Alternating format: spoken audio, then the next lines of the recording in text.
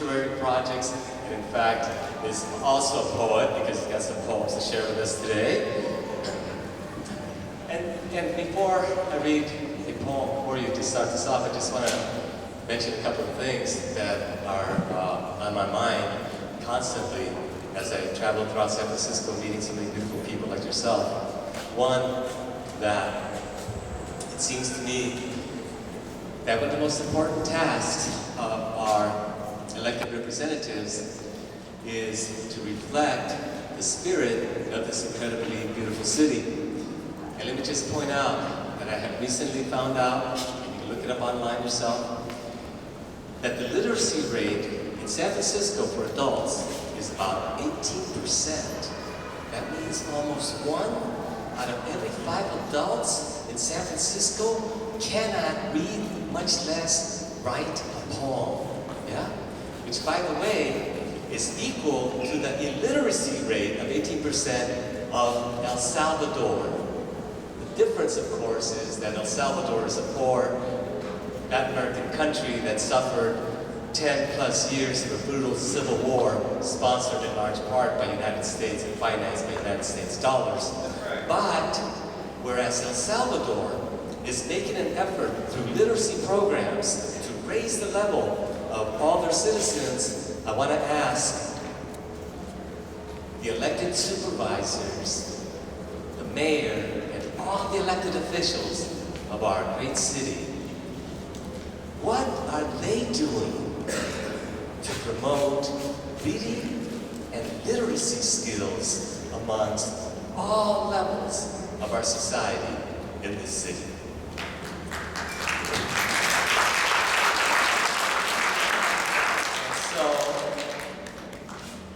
If 1 out of 5 adults in San Francisco is illiterate, and we have 11 supervisors, you can make the math yourself. I'm not saying that they can't read a report from their lobbyist. I'm saying, can they or do they know, for example, who is Walt Whitman? Can they read Walt Whitman? Have they, for example, read Janice Mericatani, second poet laureate of San Francisco? Are they familiar with the work of Deborah Major, African American and third poet laureate of San Francisco? So I'm asking these questions in a rhetorical manner, but I would hope to get some response down the road. But things being what they are, in fact, I don't expect a response. So therefore, I'm going to propose this to all of us here. In the coming elections, especially for supervisors. Poetry, not politics. Poetry, thank you for reminding me that poetry is politics. I didn't vote for politics. I voted for poetry, not politics. Stick around, the poem is coming. So let me propose this. That the poets, the artists in San Francisco have a series of forums for people running for office and ask them questions about reading and about literacy. And what ideas do they have to promote reading amongst our young children, especially to give them an alternative to the violence that so permeates every level of our society. So I think that's a challenge for all of us to ask our elected officials, what have you done today? What is your program? What projects will you promote to improve the reading and literature of our young people?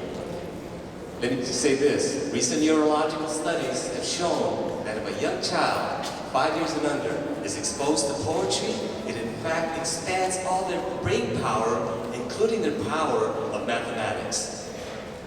And Albert Einstein himself says that had he not read poetry at a young age, he would not have been the mathematician he grew up to be.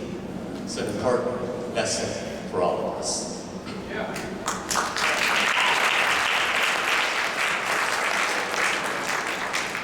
And finally, poetry is prophecy. And it is the duty of the poet to prophesize, invoke, and conjure a better world. And now, for that gracious man in the corner, Let me see if I have a poem. Yeah. The last time I tried pulling something out of my pocket, it was an eviction notice. In Spanish, the word for hope is esperanza. This poem is titled Esperanzas, to have many hopes. Esperanzas.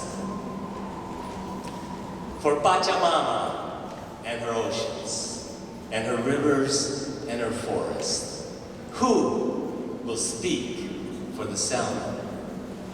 For the soldier and the soldier's widow, for the one in jail and for the one that waits for the one in jail, for the lovers kept apart by laws and prejudices, para las mujeres de Juárez, for the women of Gaza, for the women of Rwanda, for the village of Fukushima, for those persecuted and tortured because they spoke up, for the refugee wrapped in barbed wire, for each and every human being who sleeps in a street or park or hovel, for the sleepless student drowning in debt, for the family of that student drowning in debt, for the child with nostalgia to be born, for every child to get home safe, for the elderly alone, for the permanent end of hate, disease, and poverty, for a more just world still to come, where no one goes hungry, the water is clean, prisons are outlawed, and schools are free and exciting, and poetry mandatory. For police and politicians, for the Kunsu and Awa Indians of the Amazon, and the jaguar faced with extinction, for the last battle to stop, and every last gun forged into a pen, for the most desperate, most hopeless in this world, those without even dreams to get by. Today, we, the poets of San Francisco, stand with you and surround you with a rainbow of hope.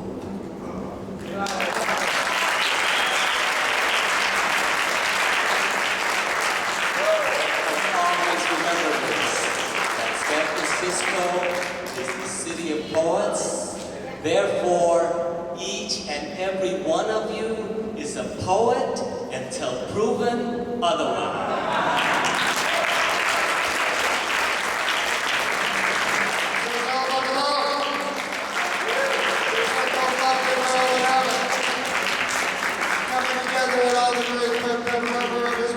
Coming right here and saying, here we be as you see, poetry under the dome. Now this second time, they've introduced his brother today.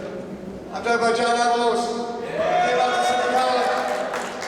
He came out to City College and he's come out and supported City College. In fact, in support of City College Wednesday, because we've been going through some stuff, you probably know. So he came on his Earth Day at City College. And he came up and spoke to mine, came and spoke and joined us there, and I said, here he be, John Avalos, District 11. And now I'm going to say, here he be again. Hey, John, we must be running around in some pretty good circles. Here we be, doing more together than either of us, any of us can do on our own. Let's hear it for John Avalos.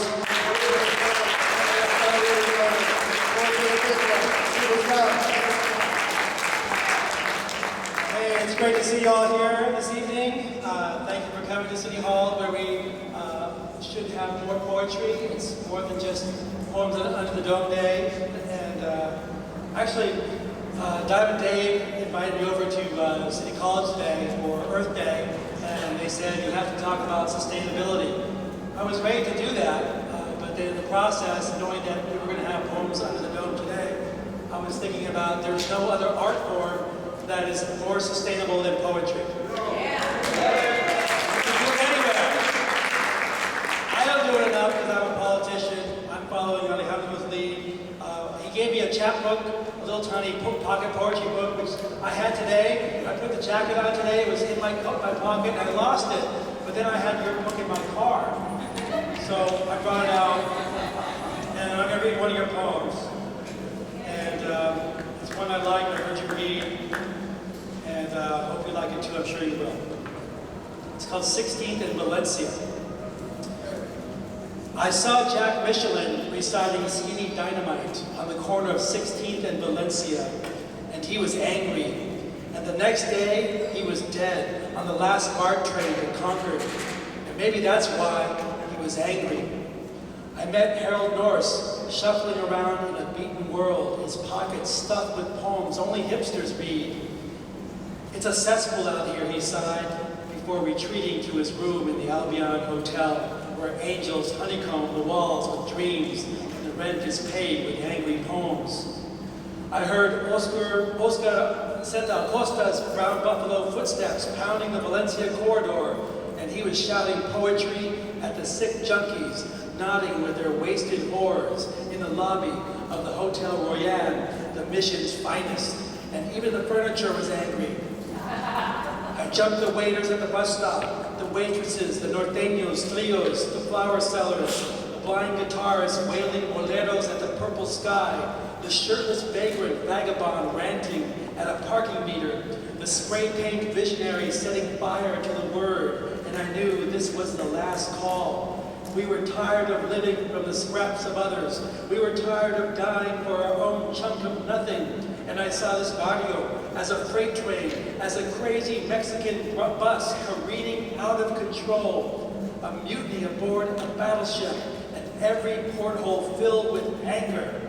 And we were going to stay angry, and we were not leaving, not ever leaving el corazón de la misión, el camino real ends here.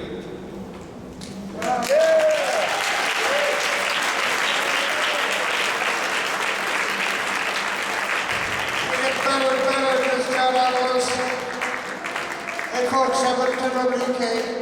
But there's one thing I wanted to mention, that today is the birthday of one of the great, I'm about to say whose birthday? The birthday of one of the great unsung, you know what I'm talking about? One of the great unsung, one of his life unsung, but now the French call him the Black Rambo. I'm talking about my brother. He was my first mentor in 1957 up at North Beach when I came to join that generation as yet the Beach generation. I'm talking about Bob Kaufman, playing your guitar if you haven't read him do. There's only one line, just a couple lines that just haven't occurred to me that were a good start. People ask the poet what the poet means. The poet explains. The poem is not to be explained. It is what it is. A fish with frog's eyes. Creation is perfect. Now there you go.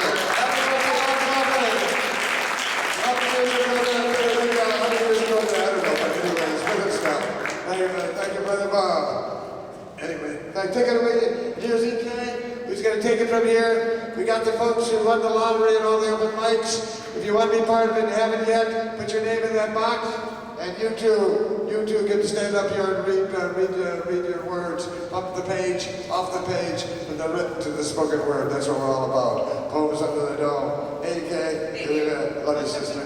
I love you all.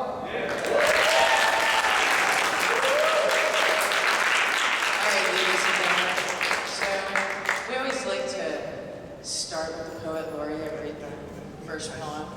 And then, because there are so few opportunities for young people to express themselves, I've collected a number of young people and their mentor.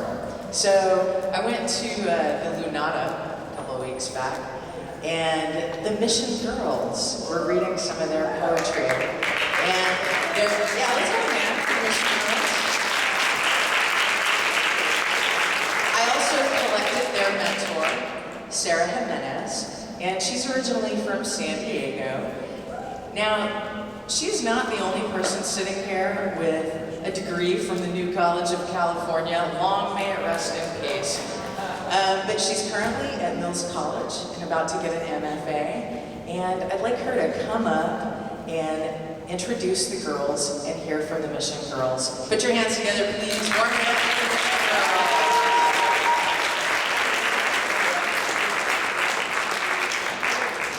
Thank you. It is such an honor to be here tonight. EK Keith did see us last month at the Lunada at Galeria. It's an open mic, spoken word, and we were featured artists that evening. And so now we're really thrilled to be here at City Hall, such an iconic landmark of the city. So thank you so much. And I don't think there are very many 13-year-olds who can say that they've done a poetry reading at City Hall, so this is truly remarkable. I also have to give a huge shout out to Alejandro Murguia. It's such a pleasure to share a space with you. I read this work called Love over a decade ago when I first moved to the city. My sister gave me the book, and your voice always resonated with me. And my favorite story was this baby wins his parents' winning lottery ticket. It was, I cried with laughter, it was hilarious. So part of what makes good writers, excellent writers, is that they have stories to read that inspire them along the way. So thank you very much for having us here. Thank you, Alejandro Murguia, EK, appreciate it. First up, I have a very lovely girl, and she's very family-oriented, very interested in the arts. I'm trying to get her into photography and drawing, and she wants to go to college and become a photographer. Please welcome Ana Diosdado.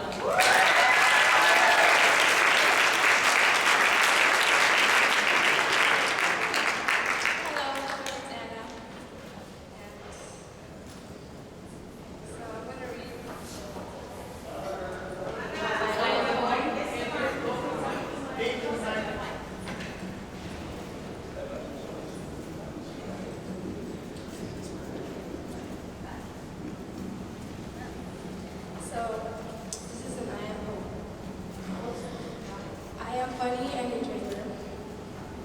I wonder if my mom will be there to comfort me when I have children of my own. I hear my dreams calling me to get ready for an unknown future. I see a pretty lady screaming at me to wake her up. I want to have less problems and be free like a balloon. I'm funny and a dreamer. I pretend to be in my imaginary world where I can escape all the drama. I feel my friends holding my hand to make sure I don't fall. I touch my friends, I touch the cherry tree blossoms and imagine summer on the corner. I worry about my brother spiraling down the wrong track to his future.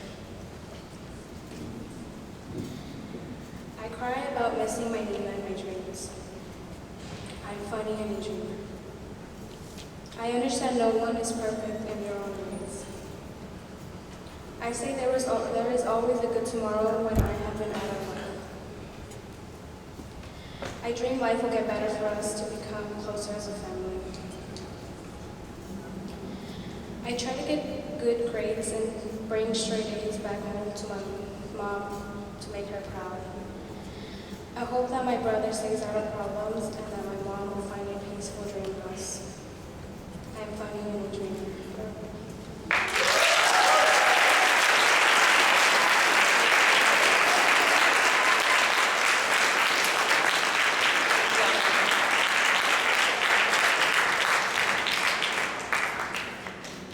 Next up, I have another lovely young girl, and she is just a bubble of love. She came here from El Salvador when she was 9, and she's got a pocket full of dreams.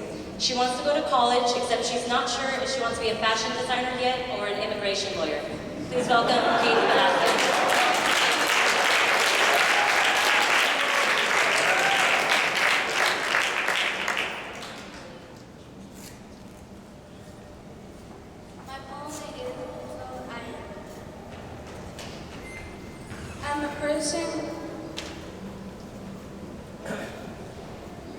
person who has peace and love in my heart.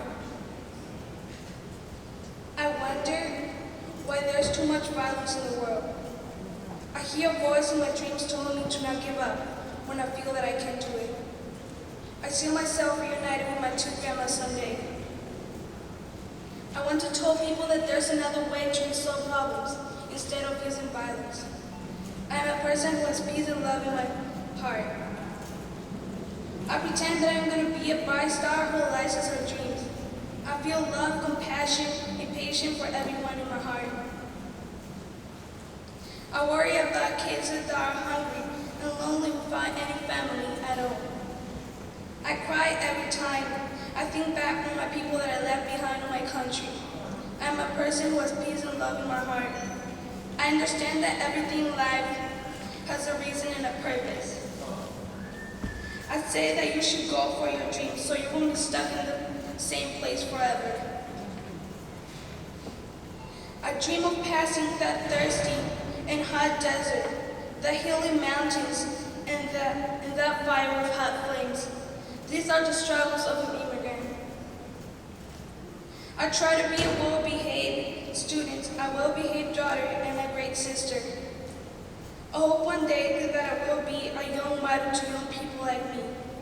I am a person who has peace and love in my heart. Thank you.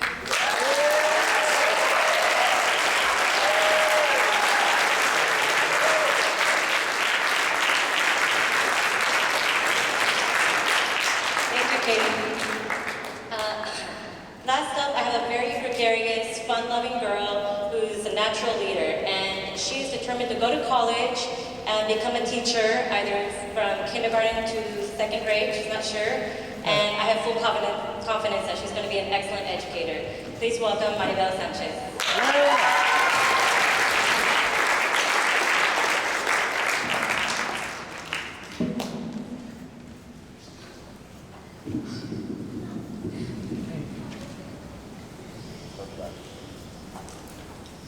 Life is a giving gift to people. That's why we must take risks and challenge ourselves. Now, I'm not saying it's an easy task to do. No, sir. It takes a lot of effort to get what you want in life. Many people have set up goals for the future. Some made it and accomplished something. Others couldn't handle it and gave it all up. It's important to push and believe in yourself through those obstacles, because at the end of the ride, you will be glad you had big dreams and leading you to a good life start. Education is the key to your destination. Right now, at this age, I still dream big and could see parts of my future coming together like a puzzle telling my story. And there's no one that is going to stop me from doing so. I'm happy for me that soon one day I will become a teacher, a doctor, or a veterinarian. And what's that without a family? Hoping and crossing my fingers that I'm still counting on that bright star illuminating in the dark blue sky.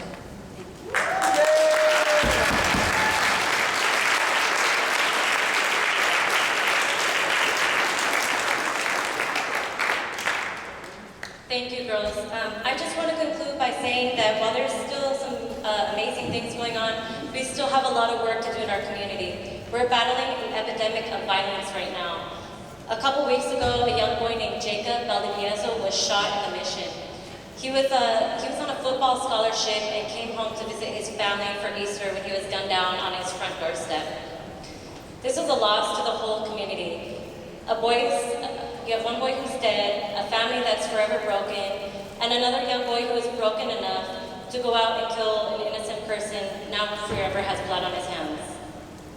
What our youth need now more than ever are mentors and leaders who can show them how to express their feelings artistically. We need someone who can teach them how to play a guitar instead of shoot a gun. We live in such a reactionary society, and we need to teach our children how to manage their emotions through other outlets, whether it's through writing, music, or photography. They need strong and positive role models.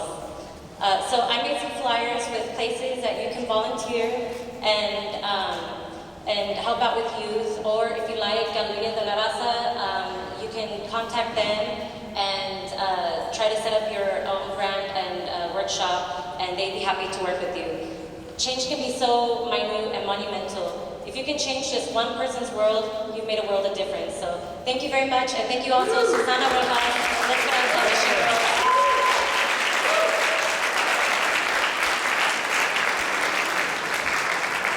All right, so, there we go. All right.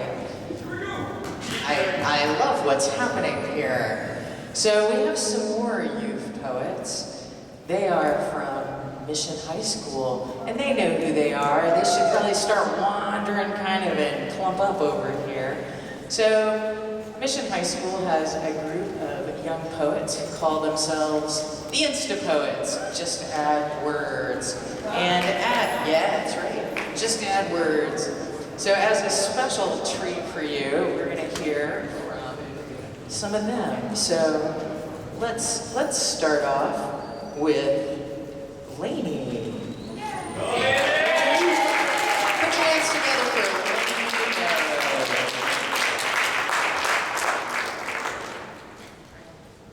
Cool. This is a poem, a story that happened to me a while ago when I found my grandpa's eye in a box on our shelf. Grandpa had a glass eye, concave shape, fog over the ocean gray. That was the color of his homeland, whose winters stayed like a stubborn house guest. I wonder if they made him his home. And the whites of his eyes, well, his eye, was warm pearl.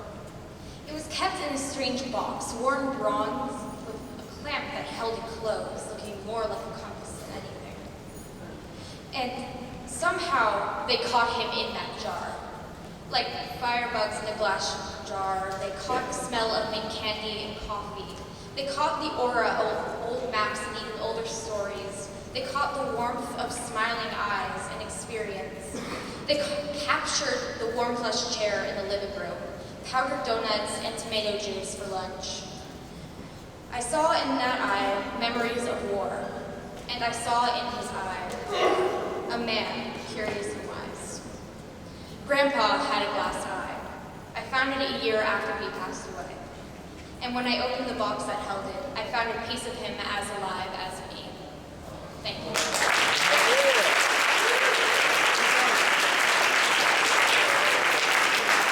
Next is Joshelle. You're right. Come on up, Joshelle. Put your hands together. Warm it up.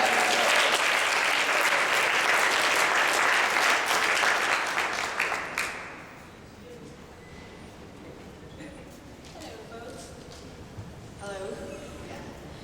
This poem is my first poetry last year. Yeah, and it's really short, and it just comes to my mind. Okay, it's called Cold Summer. The spring started to languish. The summer rose, the sun arise higher, but my heart is very cold, like winter. The windows are closed, but my body is like an ice. My mind is still freezing. My mouth is still closed like a zipper.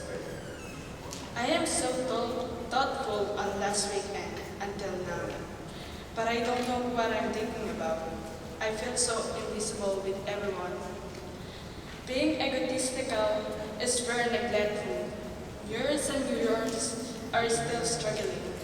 The water is still trying to escape, no direction to escape, but it still has a light of hope.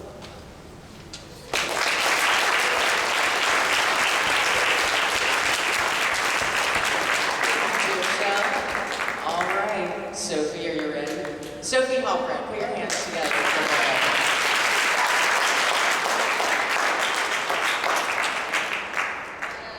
I'm going to be kind of vulgar. I'm sorry, I guess. All right. I am afraid of my vagina. I'm disgusted by its appearance. I'm embarrassed at its functions. I'm ashamed of the thing that defines my womanhood. I am afraid that it will be the only thing that defines me. Because for me, beautiful is synonymous with fuckable.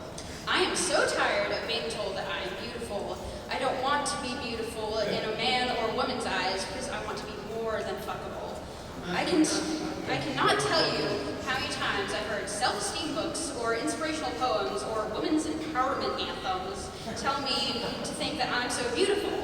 They want to assure me that I carry out my purpose of attracting a man and that I am worthy because I give my vagina a purpose. And this is terrible for me because I don't want to dislike my vagina. I want to be proud of my womanhood. I want to cherish the fact that I am capable of creating life, that being maternal and being emotional can give me strength.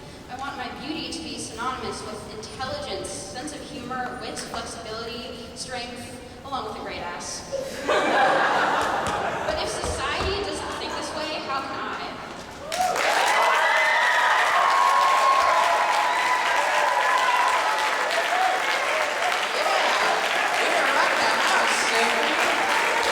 Clap your hands if you think that was totally appropriate for City Hall.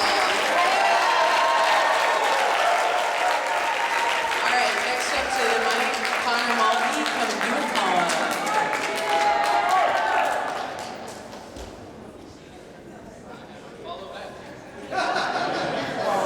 So I got assigned for women's empowerment, which is kind of a challenge for me, and this is the poem that I had to write. Okay, how's this? Alright. What's the word of one to 1,000 expounders of hate? And how do you fill the gap between the wrong one in power and the right one unseen? See, this is the life of the outspoken. This is the voice of an outcast, the one that fights, the one that bites back against prejudice, whether that be race, gender, or sexuality. I see blacks and Latinos reduced, women objectified every day. There's no advancement for the LGBTQIA. But see, you just call them gays, and it's all the same hate, shouldn't be a debate. You just complicate the definition of a human. So what if they're a woman? We opinionated a document written 200 years ago. We're so busy with what should never be an issue that we can't even focus on what needs to be heard. That's war, education, equity, prisons, guns, excuse me. We are looking at that last one. All it took was a cycle and 28 tombstones, Sandy Hook. And a million others like it. Hindsight does nothing for the dead. Hindsight is just a fancy word to show how wrong we were. So let's not have a hindsight for women's rights. Stop the political pissing contest and turn to common sense. Undress the layers of misogyny and bigotry. There's bigger fish in the sea to fry. I don't fight for what's right. I fight for what's new. Look to the future. And maybe you won't stumble on your own contradictions where we the people is more like we the men. How are women going to rise when we can't even win without exposure of fame? And who's to blame? Well, I could look in the mirror and see the face of guilt hidden among the modern segregation. Those that wish to reach equilibrium are often outspoken. You can never do it alone. So raise an ear to the voices of like Malala Yousafzai, Franny Armstrong, and Nikki Giovanni. Their words mean nothing without ours. A people united. Let's make the American dream a reality. Don't man up. Just stand up. I want to hear you scream. And if this is fighting for rights, let my words be my war paint, my syntax and tactics, spit the truth, and shatter your pedestal. Make this equal ground fertile for advancement. Maybe then the conversation can start. All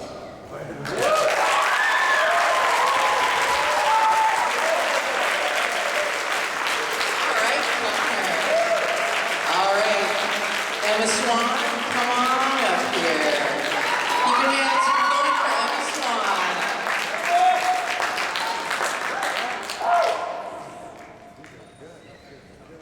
Hi. Can you hear me? Sound good? It's kind of nerve-wracking, you know. It's not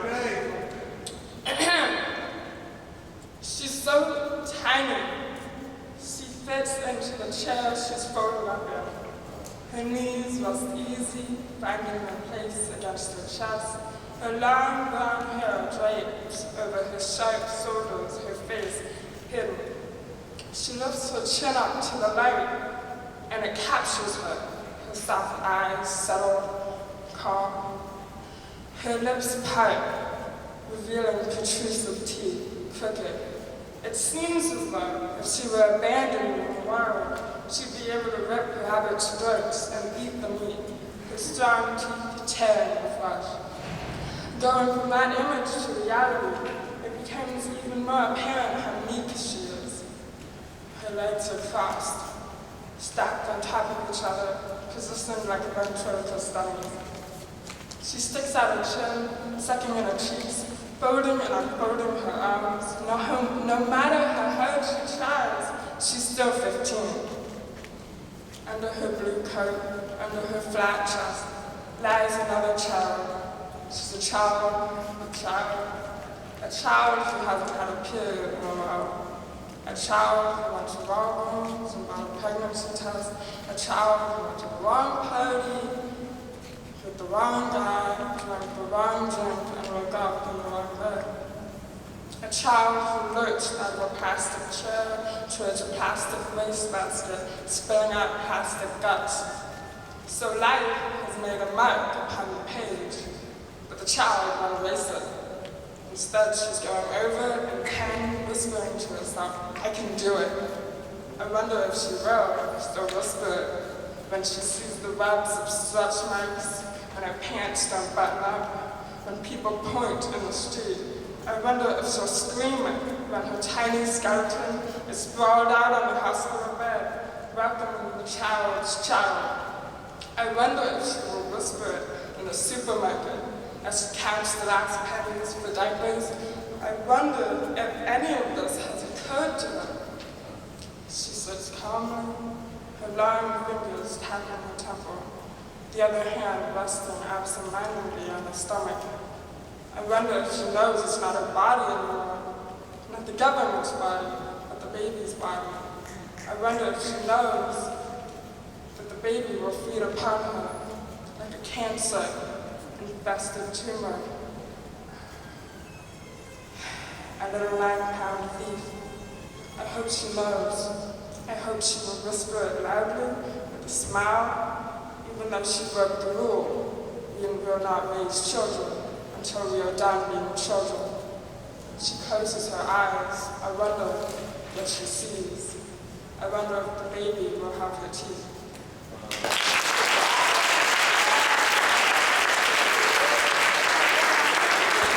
All right, ladies and gentlemen.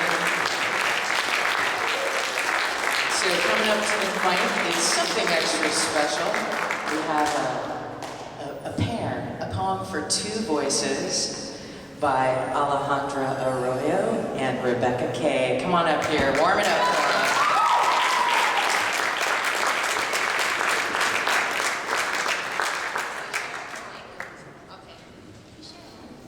I know that's true. Okay. This poem is titled City. St. Luke's Hospital, November 25th, 1996. 6:27 p.m. California Pacific Medical Center, 1997, April 8th, 6:27 a.m. Sister born 5 minutes after me, I bear the responsibility of the eldest. Sister by bedside, occupied by the green jello on the desk. 2 births, different dates, same place. This is where our story begins, on a 7x7 mile Eden. Unlike the hipsters, we are the natives. Born under a golden eagle and a golden sun, stretched between Mission and Manila Town, internal borders of race out of place. Born from the Chinatown concrete and Bay Area sand, 1 foot in Korea and 1 foot in Japan. Our roots are here, in the Ingleside, In the Sunset, in the Richmond, in the Mission. I love this city. San Francisco doesn't just fill our hearts and minds, it fills our bellies. I hear the familiar jingle-jangle of bells clanging, the paletero, pushing his cart up and down the hills of San Francisco. I speak to him in Spanish and get a special discount. Winking, he hands me my ice cream. You don't know how lucky I feel right now. San Francisco corner stores, each country represented on its shelves. Mexico by the green, white, red colors of the lime, coconut, and strawberry paletas. China by the stars of fruity jello straws and white rabbit candies. And Japan by the strawberry haichu, white on the outside, red in the center. Countries encompass entire neighborhoods, cross a stoplight, cross an ocean. You don't need a passport to travel. You have a Clipper card. Why take the plane when you can take a train? Hetchy water that doesn't taste sketchy, crisp and clean and pure, not like the tap from foreign shores. Infatuation with these same train stations divided by the same sun setting on the same ocean, and the quotient is you never leave. I fear my roots are too deep, doomed never to wander past these San Francisco streets. Like the cypress tree at the corner of the alley, never chased his dreams, never ever left, so remains. Or the sakura tree that doesn't know when spring is here, blossoming at the wrong time of year, caught up in a past they'll never awaken from, blindly blooming when they choose. or the dandelions that are scattered across Dolores Park, wishing to leave on a breeze, but destined to return to the city. Or the old eucalyptus trees that grow and grow, becoming fixtures like the grandpas that play chess in Chinatown. Never saw the reason to leave. Never saw through the flaws of this beautiful city. It is a world within itself. And just like the trees, you never miss what you never see. I want to open my eyes to new horizons, star watch new night skies. I want to learn to fly, to migrate away from the San Francisco Bay. To paint pictures of our futures with a different landscape. To simply escape from paradise. But a steady heart beating under these streets, echoing in the BART tunnels, beckoning to me. I left my heart in San Francisco. This city will never let me go. Thank you.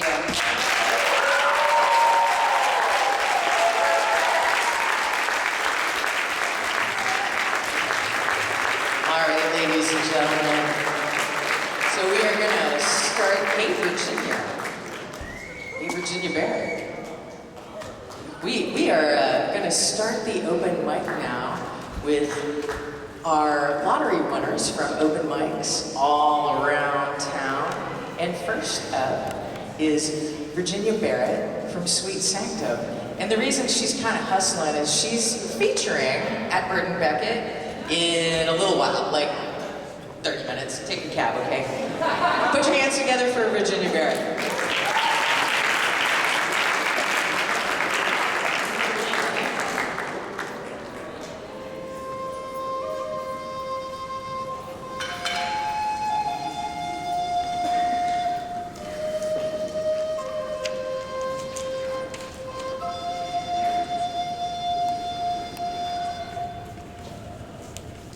I'm a visiting poet in the schools in San Francisco, and this poem was inspired by my students at Fairmont Elementary, second graders, and their teachers. It has an audience participation element at the end, so you have to have a good memory. This is a chant I do with my students.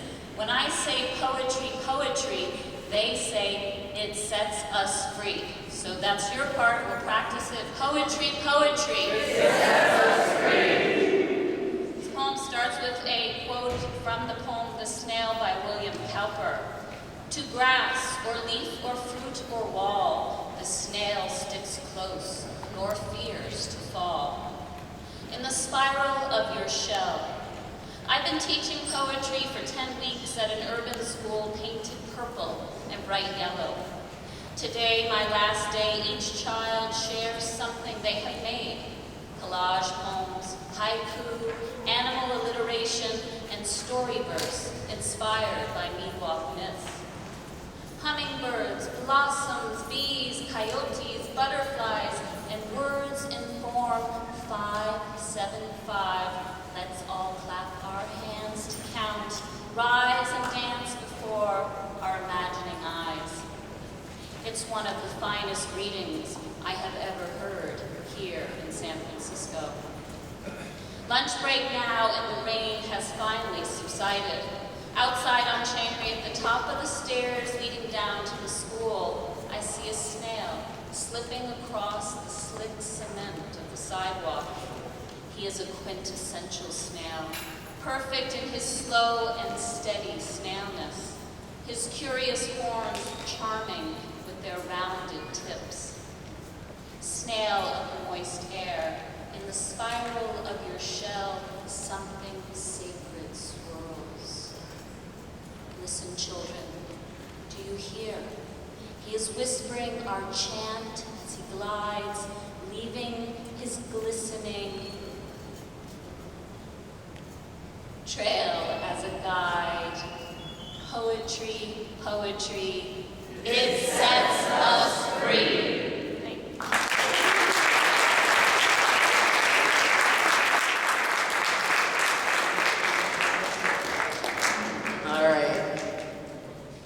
All right, next up tonight, Bobby Coleman. Come on up. Thanks to everyone.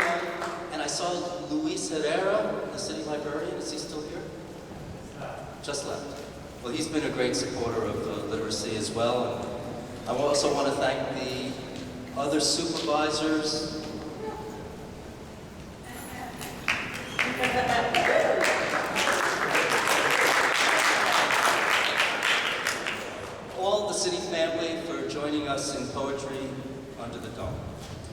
The Revolution of Empathy. Lawrence Ferlinghetti wrote in Poetry as Insurgent Art, the state of the world calls out for poetry to save it. The revolution of empathy is underway.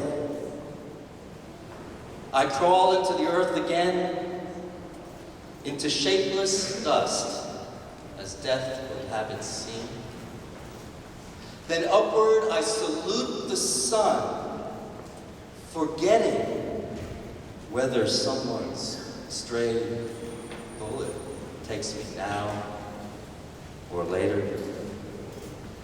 It turns out the last taboo is compassion, because it has a deeper wiring than any dog-eat-dog dilemma. The world looms brighter than gold all over healing earth. Grains and fruits hide from thieves to sprout a solidarity of caring. Even the wise water says from birth, move toward a quality of emotion, a meaning to escape the blink of time. We are in a revolution of the spirit. Together across the world with poetry, our bond. Thank you.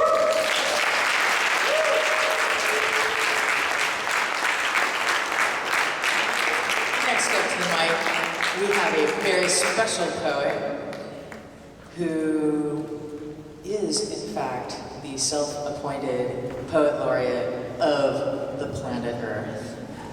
And she helped us out with a little sponsorship this year. Please put your hands together for Caravita.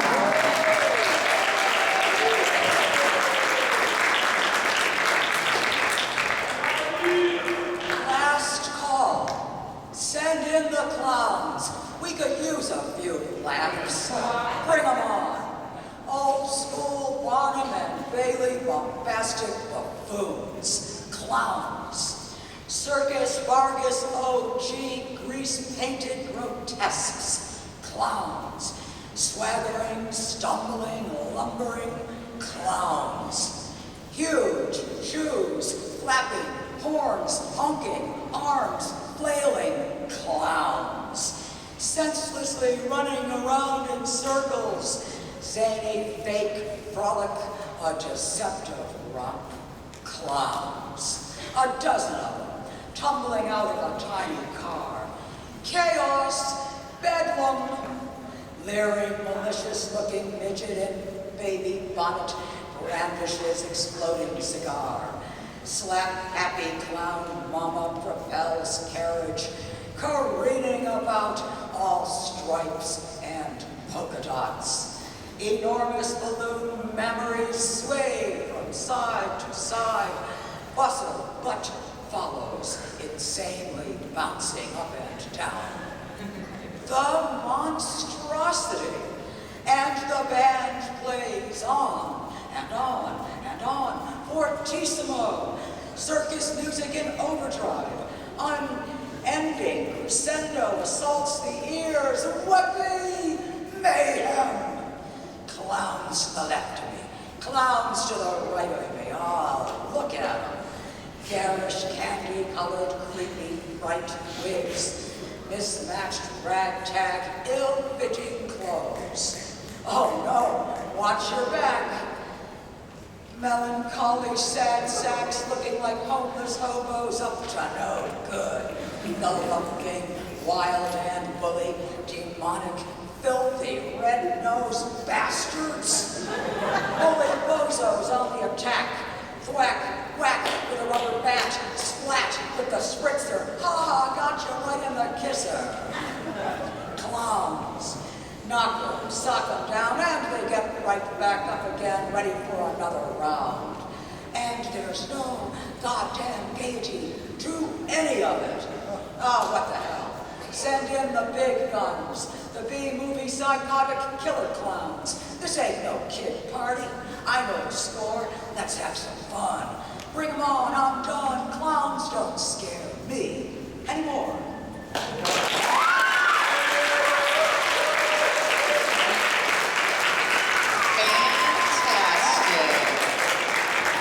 So before I introduce this next poet, I'm just going to give a heads up to the next 3 poets reading.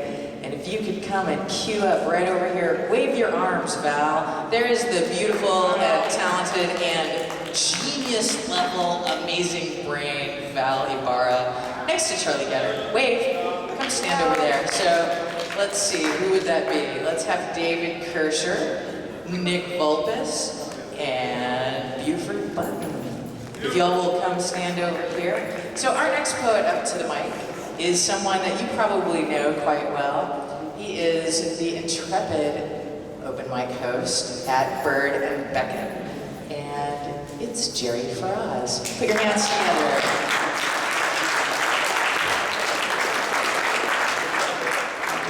Yeah, I have a series over there at the Bird and Beckett on Thursday, which is tonight, right? So I have to run off after I read here with Bobby and Virginia, who they're going to feature tonight.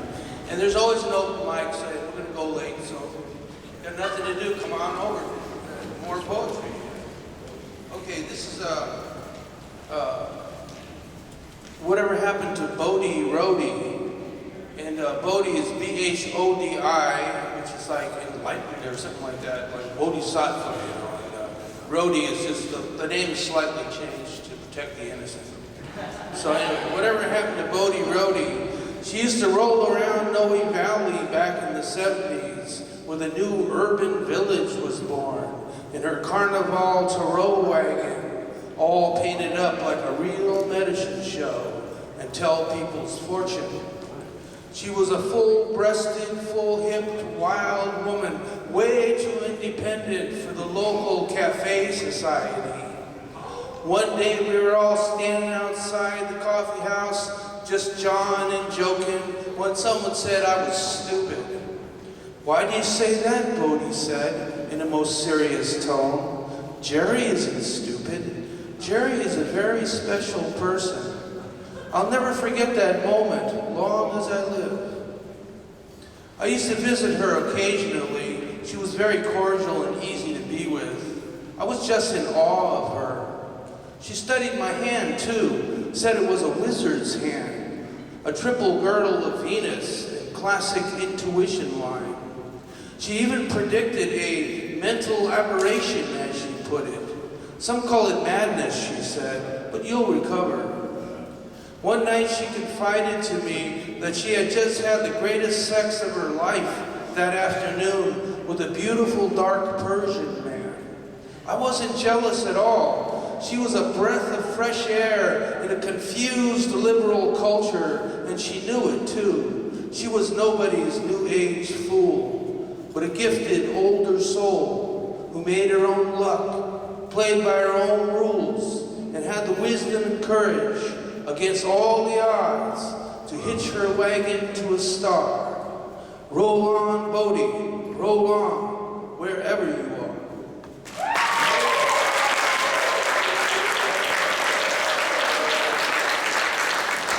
All right, Nick Vulpes.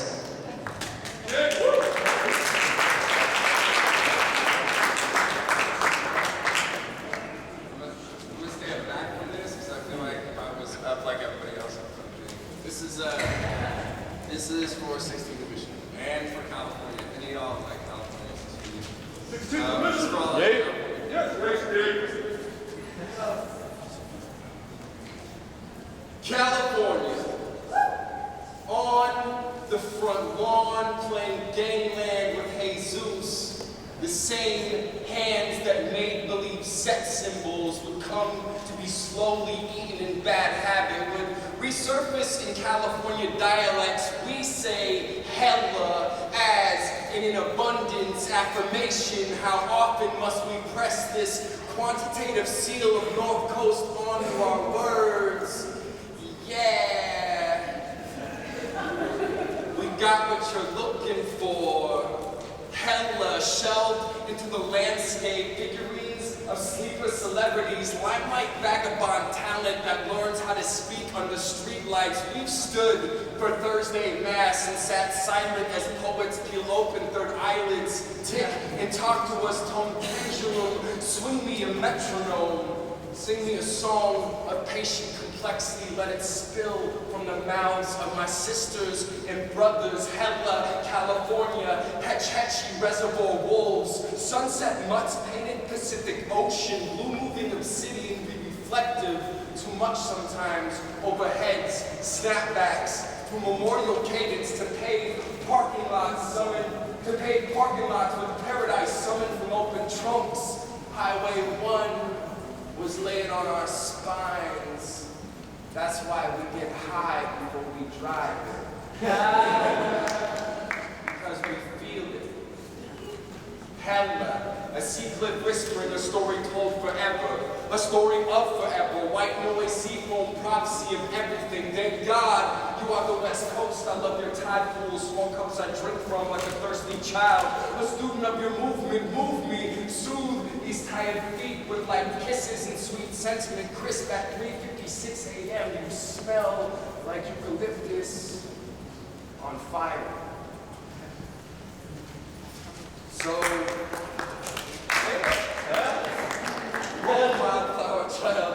Streets were never paved gold here, but this garden spills milk honey from her bosom, sweet nectar, dripping down my mouth and chest. Fuck me, hella, California, make me your family, blood kinfolk, blood brethren. We are bound by this bloodletting, bloodthirsty, starving, and cradled, glistening eyes. But somewhere behind it was something listening to every sunrise. We held it in our chest as if we may never see our sunset, but we do. Every fading finger of light. In fact, this is who we are. Eyes locked on falling stars. Hella, California, named after an island of warrior women. I am but life from your ritual. California, teach me your spells. Let us dream together so we can meet at the crossroads of restless spirit. I will carry this lantern for as long as it will light my way. California, we got what they're looking for. As in abundance, hella. Thank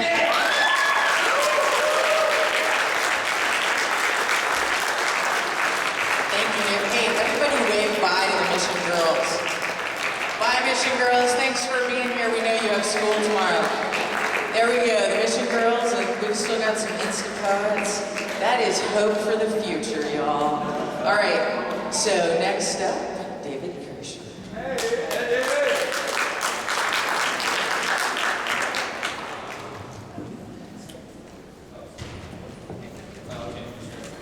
Yo, what up?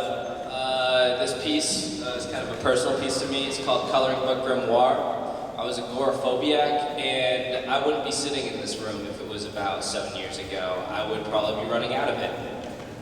I knew that I could get away with 34 days of sickness in school and 9 unexplained absences. And if I went to school 4 days a week, that was a very good week. I used to be an open book with blank pages for scribbling. Now I'm an emotionally distant footnote asking readers to brush past torn leaves, pruned from seasonal editing that banishes all weathered ink, ruined sob story stains smearing elvish calligraphy into a dead language that drunk dialing necromancers murmur to summon spirits recalling people I consider dead.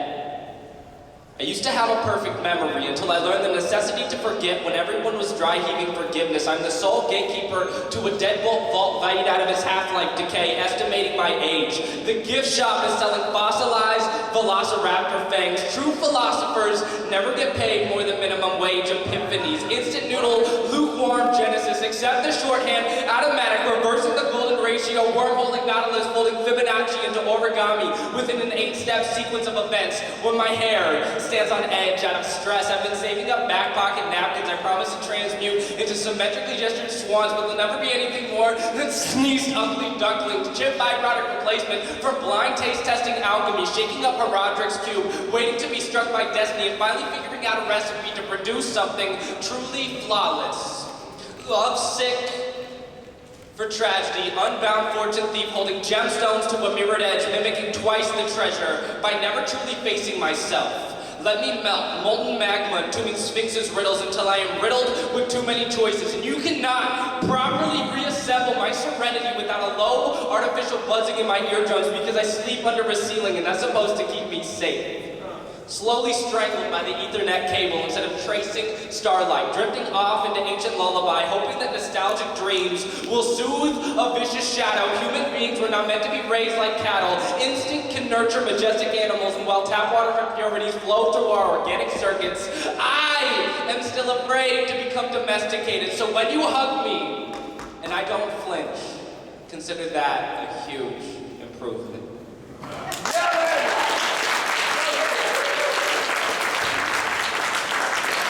David. All right, so some space has opened up here in the front. So when before I call the next poet, if the next few people on deck, if y'all want to ease over to the front row here, just to have a little access to the mic. Adam Christopher Rudd, Robert Smith, James Zealous, Guyette Williams, Herb Garfield, Cindy Bernal, and Billy Blastoff in the Blue Note. So if y'all will come and if you want to occupy these front seats right here. Next up tonight we have Buford Bunton. Put your hands together for Buford Bunton. By the way, readers, there are event posters for you to pick up in the back. I forgot to tell the Mission Girls I'll swing by. But after you read, if you would go pick up a poster and take it home with you, it's back there by the lottery. Buford Bunton.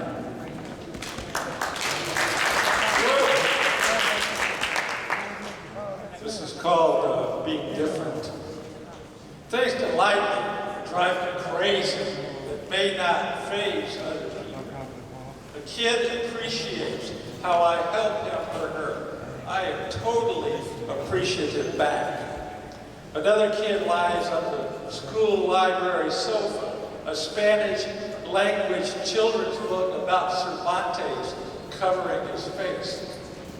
I let him sleep with Cervantes on his nose, quixotic, 15 years old, reading previously not his thing, but the pictures and his therapeutically treated limited language fascinate me. The school librarian concurring.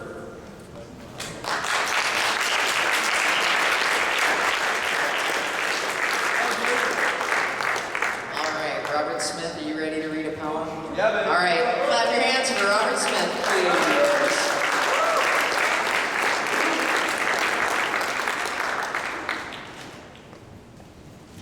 Okay. There we go. I think I'm in front of it now. I have just published a book of sonnets that I spent the last 3 years writing. It's called Smoke in Cold Weather, and it is on Amazon, and this is one of my favorite sonnets in the book. This is called 5 Autumns Since, and it is in memory of Patricia Lewis Smith, 1953 to 2005, cremated. This evening in the frayed autumnal light, I sense the loneliness that lies ahead, the emptiness of your side of the bed, like wrinkled snow blown fathomless and white. Quick, furtive movements on the edge of sight that might be memories, some nameless dread. Dim shadows on the ceiling overhead as beams of passing cars dissect the night. 5 autumns since your marrow incandesced to ashes and was thinned to speechless air. Since fire wove its bright plating through your hair, your nipples blazed like coals in your spent breasts, and your beloved body, being nowhere, was everywhere at once, never at rest. Thank you. All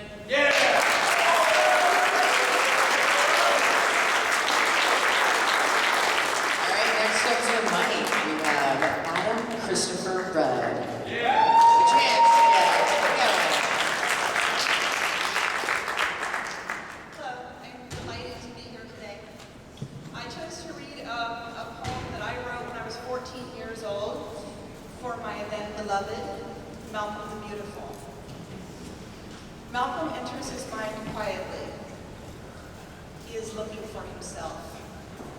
Searching, his January eyes probe the place.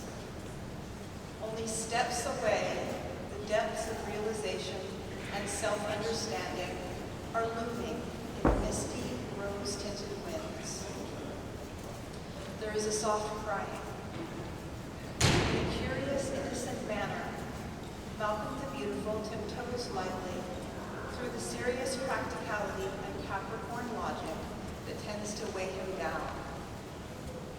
And he turns the corner to find a gentle little man playing a perfect song with his own anatomy as his instrument. But turquoise tears of repression seep from his eyes of green, and he raises his head in shy response to the self-conscious breathing.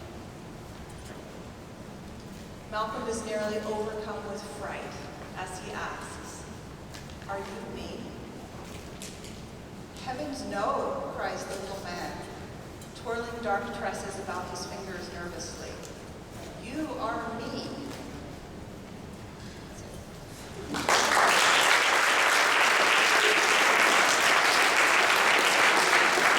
Thank you, Adam Christopher Rudd. Let's have Gaia Williams come on up to the mic. Gaia, is it true that you are in high school? Oh my goodness. Can we have a little more love? We're in high school. From Burton High School, Gaia Williams. Hi, my name is Goya Williams. This is my first time here, so.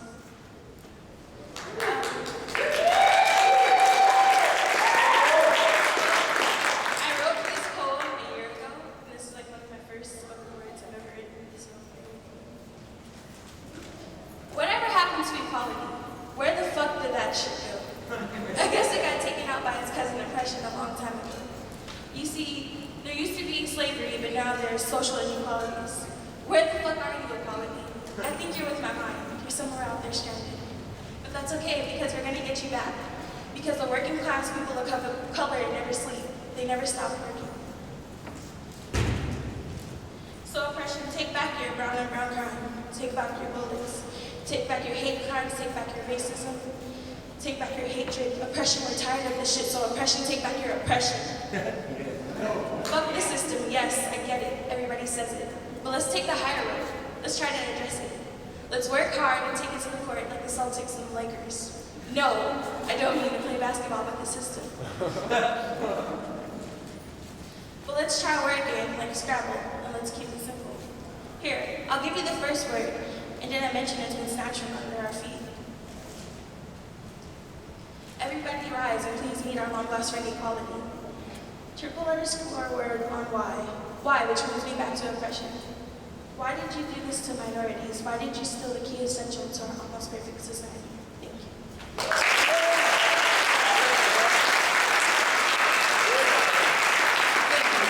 Williams. That was beautiful. All right, Herb Garfield. Hey, Herb Garfield.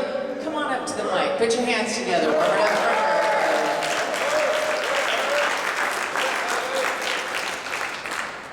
I'm wearing today my camouflage pants. Camouflage pants. It gets so it's hard to dance in these camouflage pants. I can see you, but you can't see me in these camouflage pants. I went shopping the other day for camouflage pants, and I couldn't find any. Camouflage pants. It gets so it's kind of hard to dance when you're wearing these camouflage pants.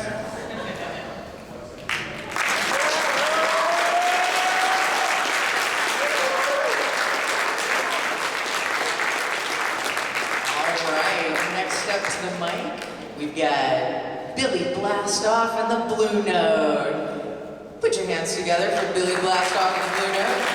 Right.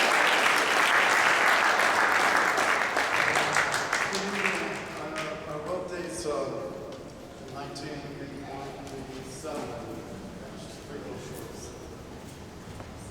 Radiance once strewn across stellar shores of waves, spangled with firmament to span the vacuum, getting the adhering designs, primordial fabrics on ancient strength.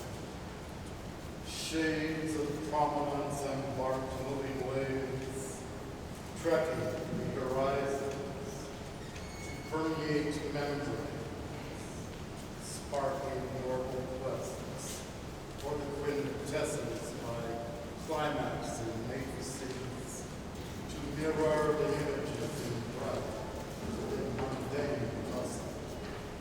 Bygone moments in celestial scenery. That was supernatural selection. This one is footsteps in the dark.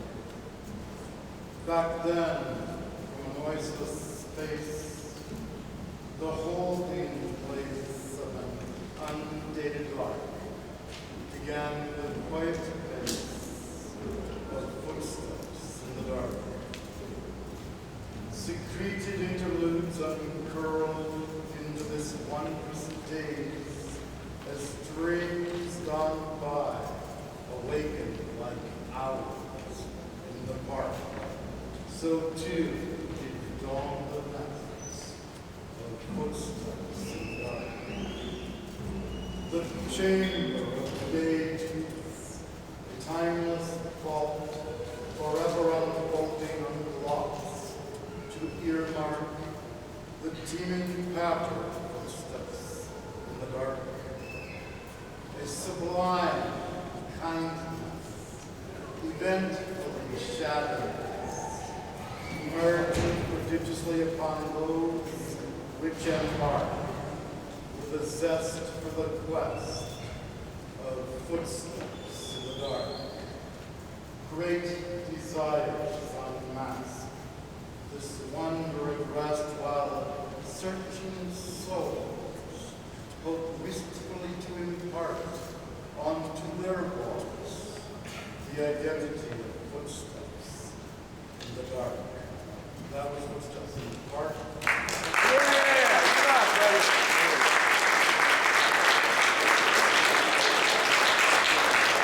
right, thank you, Billy Blastoff, my Blue Note. That was awesome. All right, James Ellis.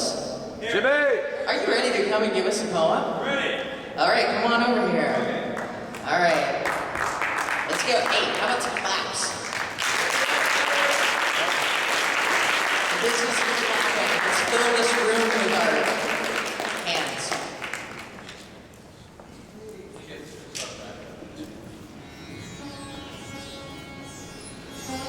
This is Mr. Richard Morrison on this guitar.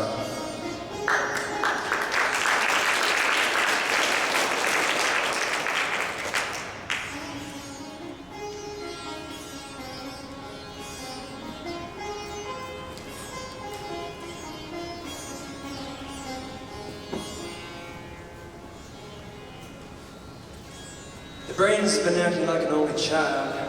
A long time. For a long time. Brain's been making imaginary friends. Alone. In this room. A very cluttered room. I mean, what is consciousness but its content, right? A bunch of voices in a room. Very cluttered room. He isn't actually alone. Brain has an older brother. Older. Old. The oldest living, not a thing in existence. It is all it is. And Brain wants to be his older brother. Not be alike. Be. So Brain arrogantly Imitates. It does not actually listen to older brother. This creates conflict. The two are in conflict. It's not a power struggle, however. For older brother, It's passive. Subtle. Present and subtle. As subtle as it is tenacious. Oh yes! Older brother's always there. Looking. Not acting. Or it's acting is its looking. Or sometimes it's even speaking. We call this inspiration. Divine illumination. You tell me what you call that. His brain goes along pretending it is perception, trying desperately to convince who? That it is the attention. The brain's actually a bystander. A wannabe. Silently, lovingly, longingly, and not so silently. Mouthing the words of the great performer. That is older brother. Older brother performing the divine dance that is self-awareness. That is your awareness. That is the real you. And now having said all this, having said too much, really, please excuse me. I must go now. I must clean my room. Thank you.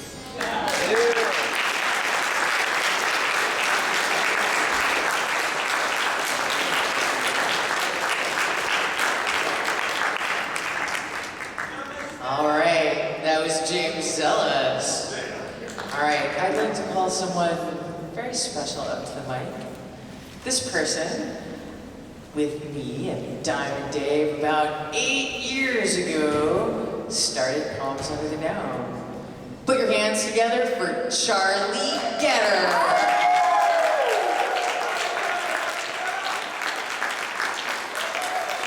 All right, I have business to attend to. The winners of the drawing in the back. The first set of winners. There's another set back there. So if these 10 people could, 12 or 11 or whatever, could come and cruise into these seats up here. The first is a fellow named Inside, pronounced Inside. Brandon Winans, Phyllis Holliday, Vera Hale, Andre Glazzi, Jors, Richard Ivanhoe, Teddy Lee, Roger Catt, David Kubrin, and Zoria. You've all been winners of the lottery. We're going to do the best we can to move quick and get everybody in. We've got a few others to go on your list too, yeah. Hi, everybody. It might rain. It does that sometimes. And when it does, they make umbrellas and rubber jackets and shoes and indoor places to keep you dry. Lightning might strike. It does that. Usually just tall buildings or golfers with expensive clubs. But still, it might. In the Siberia, rocks fall from outer space. They fall to the ground, making sonic booms and breaking windows. They knew that. Space rocks do.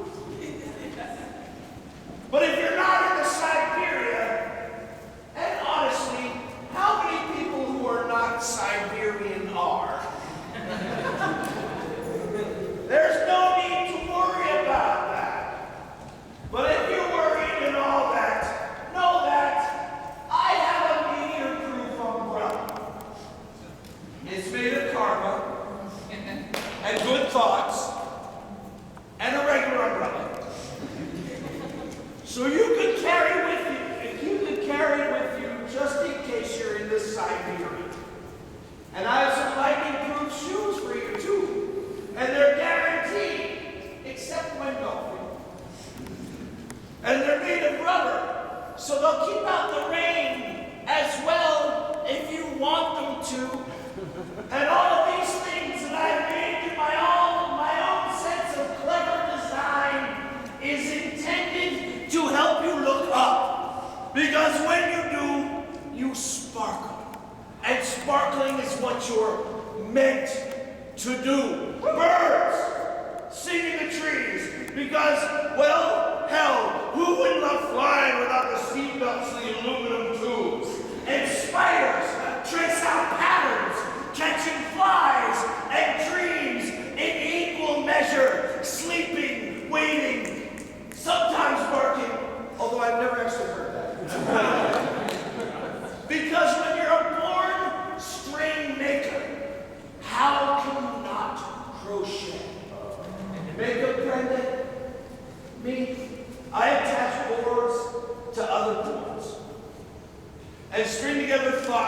that I pass off as profound, and you sparkle. And whether you reflect the sun over the coast of Costa Rica at the end of the day, or the lights of San Francisco when we're so far away, okay then, just in the East Bay, just look up, and all the rain will change into 1,000,000 stars, fall into the earth, like we're in the Siberia, where all the houses are well insulated. And coming home through winter's cold and silver will open up to an indoor, warm and gold. And a tofurkey will glow in the oven. And we'll need no light but the fire from the hearth. And we'll need nothing but the faux bear rug on the hardwood floor. And night can fall, and a star can fall as well. And I'll make a wish.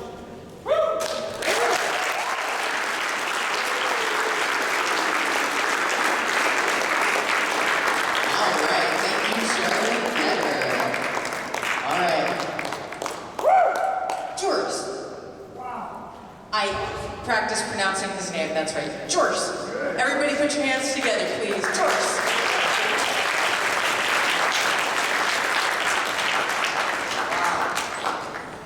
Wonderful. This poem is called A Fishing Trip, and it's dedicated to Wacky Jackie.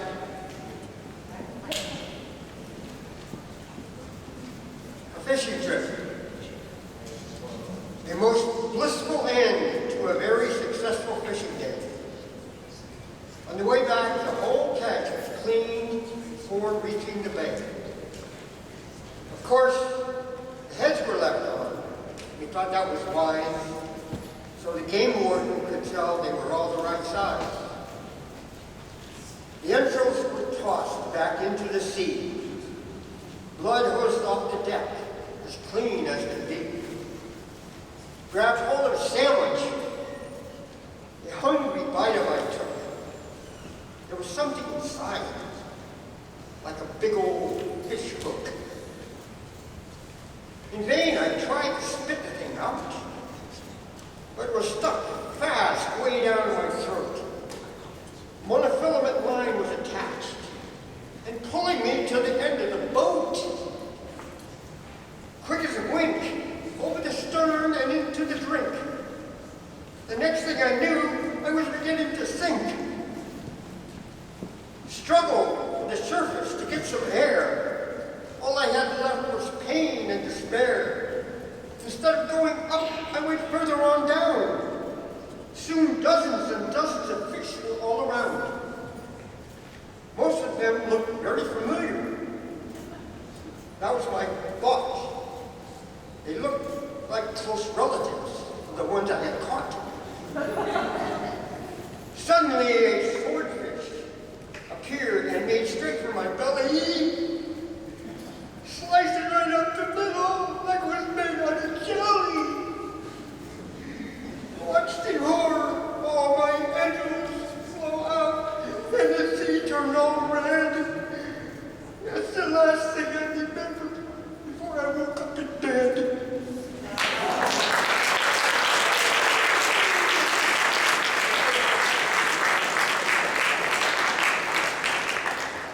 All right, Inside. Come on up to the mic. Put your hands together for Inside.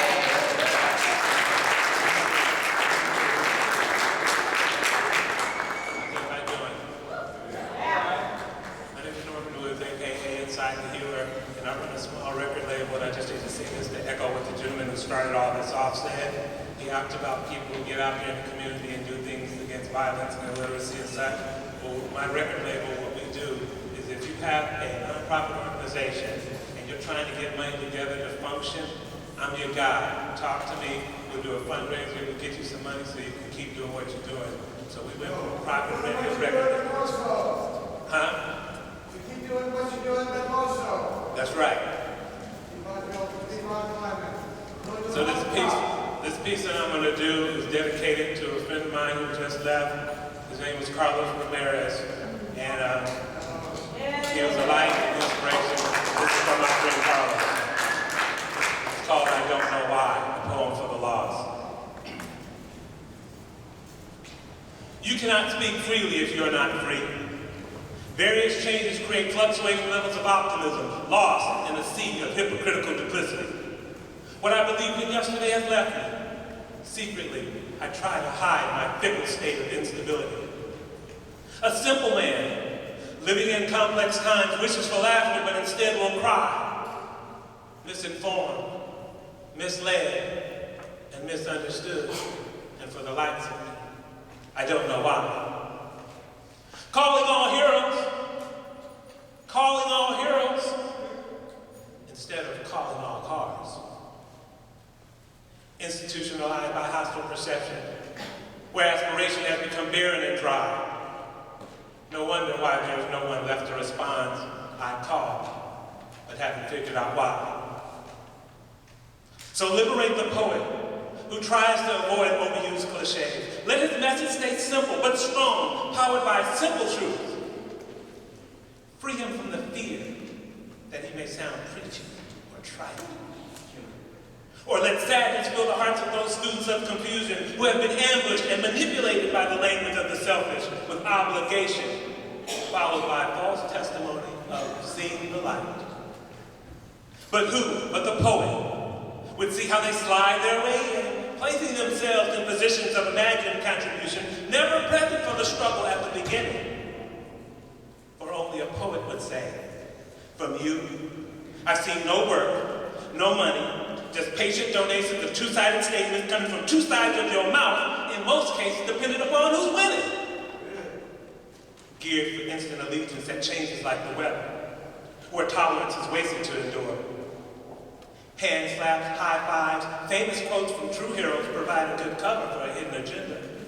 Code name brother, real name agent provocateur. See, I always thought effective dialogue between two people sharing should elevate. But does this apply as one is compelled to lie? For the hanger-ons are still agents in training, bear no shame or integrity, feel well justified. And for the likes of me, I still don't know why. Stained by arrogance to judge my concern, how I walk, how I live, I'll still call out to heroes. What else can I do? So I'll still try. For I am still spirit walking through this life with vision and purpose, stifled by anger and sadness, knowing my healing is still authentic, blessed with the knowing that my true strength will come from a heartfelt cry, calling all heroes, calling all heroes. Thank you.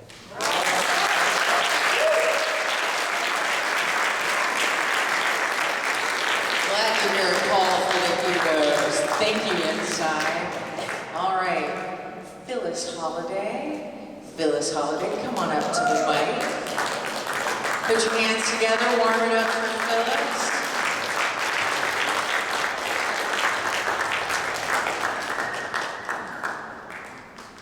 I'm a little stiff here. I'm kind of sorry those little girls aren't here anymore because this is sort of a poem for them and other Hispanic people. I read this in the paper that there was a cargo ship named for Cesar Chavez. I had no idea that he had been in the, I forget the word for it, but he worked on ships before he became, who we know him now. So this is for him. I immediately had to write this poem. Ceylon, Cesar Chavez, from grapevines and lettuce fields, from the short-handled hoes and the tired bones of workers, from the shores of America and Mexico to the circling sea. There sprouts in all countries a longing, a strange and nearly unheard hymn. Bring us freedom to be ordinary, to be healthy, to sing and dance on wooden floors, to hold up the new laughing infant we intend to give a better life, to plant joy like some ancient seed, to rise up and give us answers, and sweetness. Long have the boots of pressure looking down on us, the eyes blind to poverty, to struggle, to hope the infant's coughing will go away. The women in labor will not bleed, the money come. Sail on, Cesar Chavez, to right wrongs like a superhero, in a green and orange cape, a stern yet kindly expression, a potion stronger than poison on the plants, cleansing lungs filled with debris and inhalation of the scorn breathed in from nameless higher-ups whose banks are as tight as handcuffs.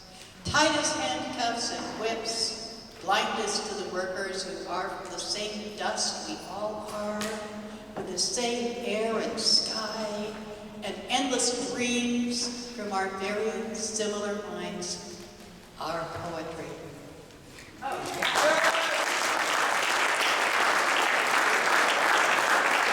That was beautiful. How about we have a little more noise for Beauty?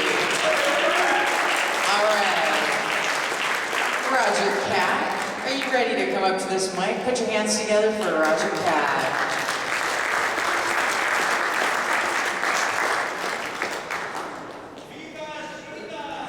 This poetry is fantastic that we've been enjoying tonight, and I'm sure the rest will be like that too. Just a couple of short ones. You ever have something going around in your head that never stops until you go to sleep or pass out or whatever? Okay, this one plagues me. Tengo una negra, él se llama Blanca. A mí me gusta mucho, aunque le amaba, pero ahora está perdida, por eso lloro mucho.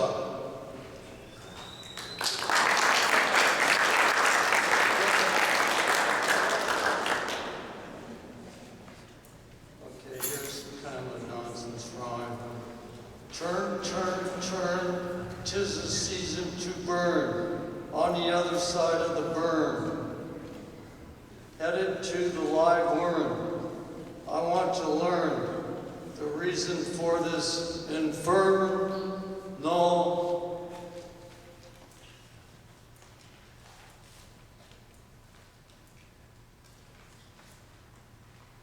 That one doesn't go around in circles at all.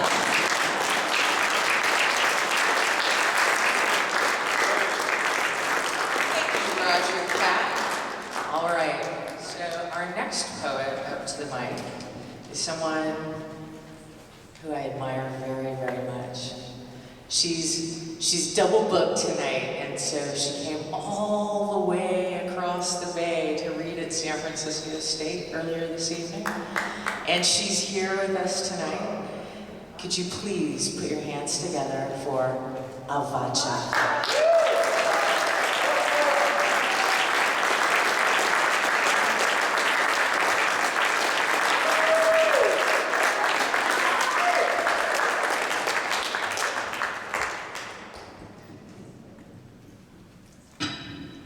Forgive me for the design in my nose. I was having an allergic attack earlier and I got a nosebleed from sneezing so much. Everything was fine. Started going through Golden Gate Park and here it goes again. So I'm not even going to move this.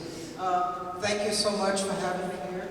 And I want to thank the folks who drove me crazy on my email and Facebook talking about which poems they wanted. It was too long. So what I would suggest for folks who want to hear Uptown Blue and the rest of it, come to our poetry series that we have in the East Bay. I've got flyers here for La Palabra Musical, the music of the word, and I've looked at videos. So I'm going to do two short ones here. The first one's in Spanglish, but I think most of you will get the message. I used to live here in this wonderful city, and I loved it. I loved the Mission, and I Bernal, and I loved the Fillmore, and I could no longer afford to live in Highland. And so this is about that situation called Lágrimas de una vieja lunática, or Tears of a Crazy Old Lady. Akitoy, Lunaticando, another old lady dishing out healing doses of age, poetic tears, and laughter con picante. I come handing out mega servings of delicious ambiente, dulce advice with moralista fervor. I'm here. A relic still erect, laughing at our new age neighbors, staring neighbors who live trying to digest us, or del pueblo while pricing us out of what's ours, and losing their souls in their profit, trying to cure the too hot to swallow jalapeno-induced indigestion. Ibengo, Lunaticando. Now another old lady, serving out huge portions of sensibility, mítica, the real soul food, and heaps of poesía que me quema, and ganas sin fin, my will fortified by the lágrimas of an army of ancestors, inspired, unbending, and fully aware. Our new age navel-staring neighbors may have priced some of us out of the neighborhood, but we keep coming back, Lunaticando, knowing that we shall overrun, and they will never, never, ever colonize our spirit out of the mission.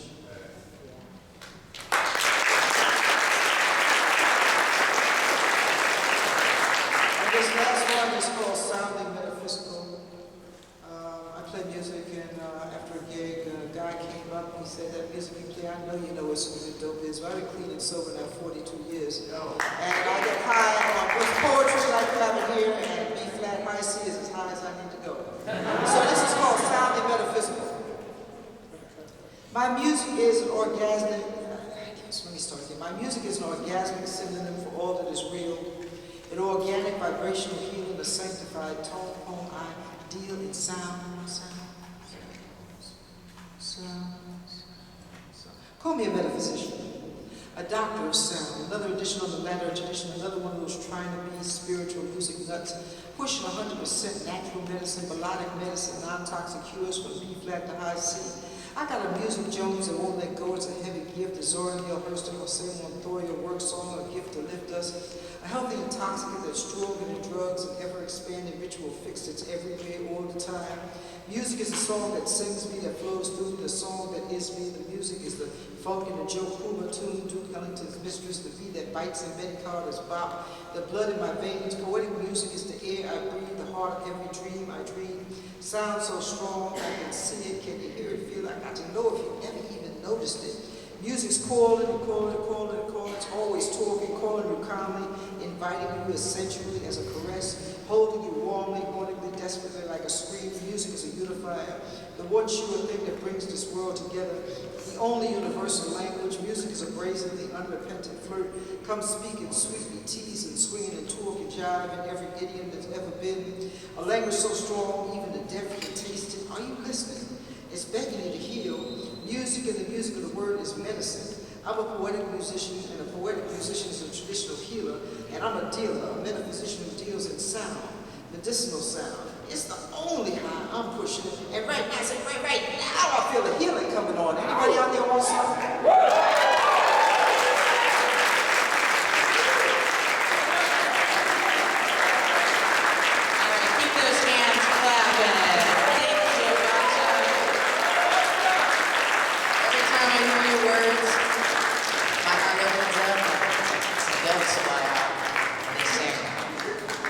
All right, Cindy Bernal, come on up to the mic. Put your hands together for Cindy Bernal.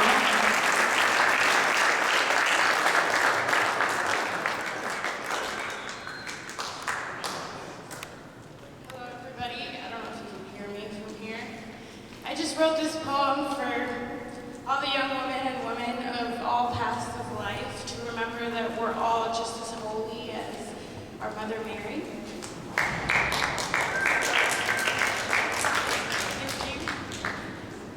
La locura. If I disappear into a glass of tequila, who will dive in to search for my remains? Yesterday I found a pocket full of flowers. Last night I drove into a sea of lies. Father is unaware of the lonely, oppressed woman in the room. The mind is a container for their imagination. Mi amor, make some food before I beat you. Kiss the kids goodnight, say your little prayer. Later he locks the door and dresses my soul. The bruises are purple and blue, my favorite colors. Heart is gold.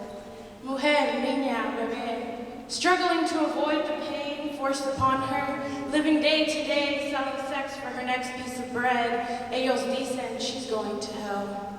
Soy hija de la chingada y qué te importa. Mal hablada, callejera, no me importa. They go to misa like you and me. They too deserve to wear white at the altar. Siempre hay cosas separándome de este planeta. El sol brilla por mi espalda, la luna no habla inglés.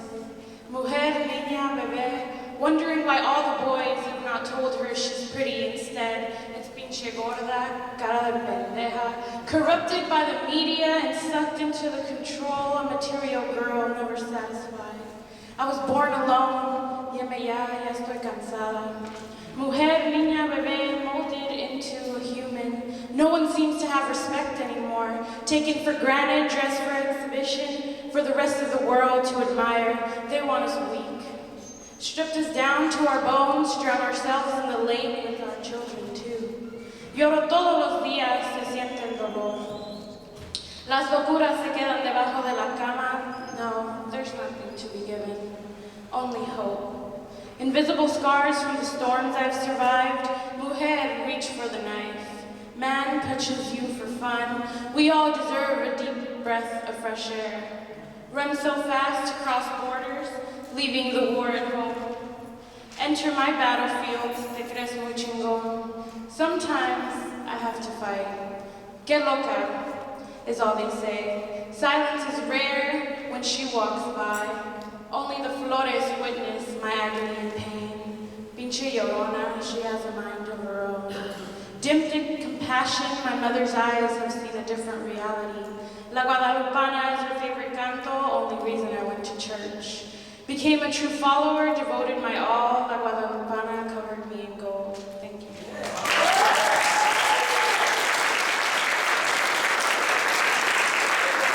Thank you, Cindy.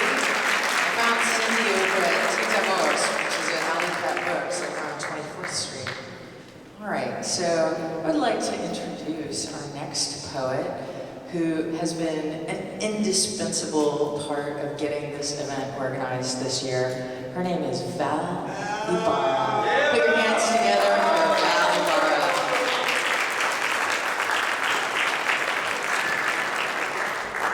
Thanks, EK. Happy Poem Dome, everybody. The poem I'm going to read for you tonight is a poem that I wrote on the eve of the first big bailout in October of 2008. It's called The Big Deal.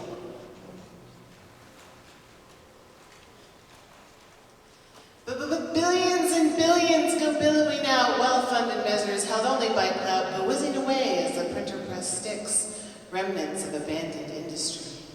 But the grease is stuck onto the palms as we go begging alms. Buy me out, they scream and they shout. Purveyors of crooked accounting, accredited with creating credit just so someone else can be indebted. Ditches dug and mudded out, steamy swamp whose stench's time has come. Let's now invert the eyes that have gone too far.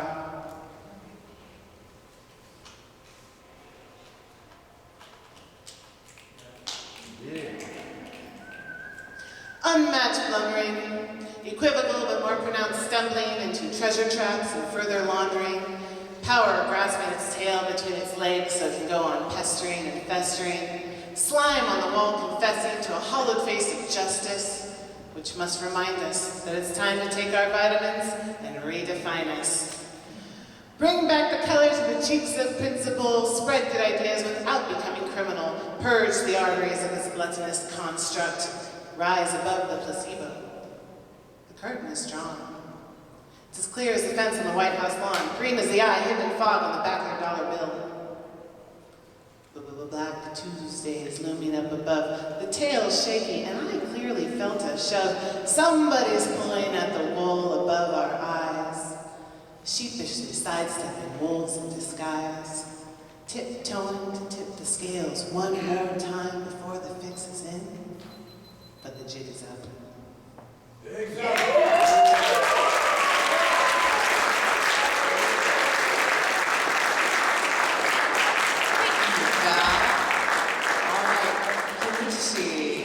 Brendan P. Winans. Brendan. Hey, put your hands together. Here comes Brendan P. Winans.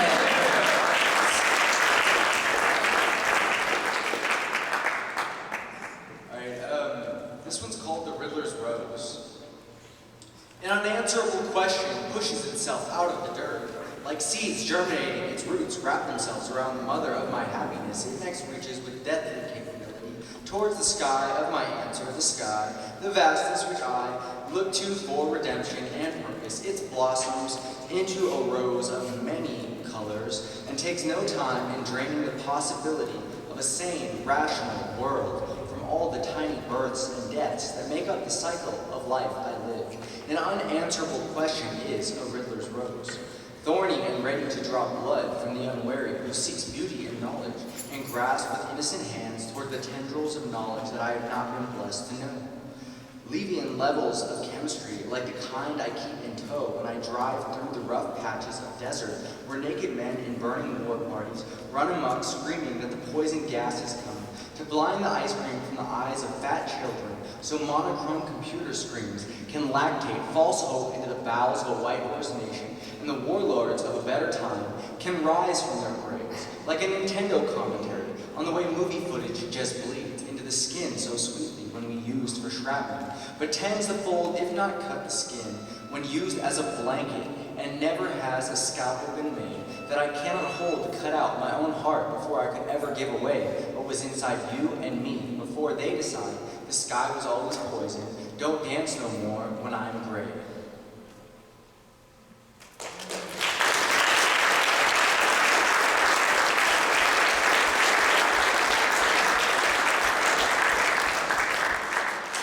Okay, next couple poets up to the microphone. Vera Haley, Vera, please come on up. And after that, we're going to have Richard Ivanhoe. Yeah.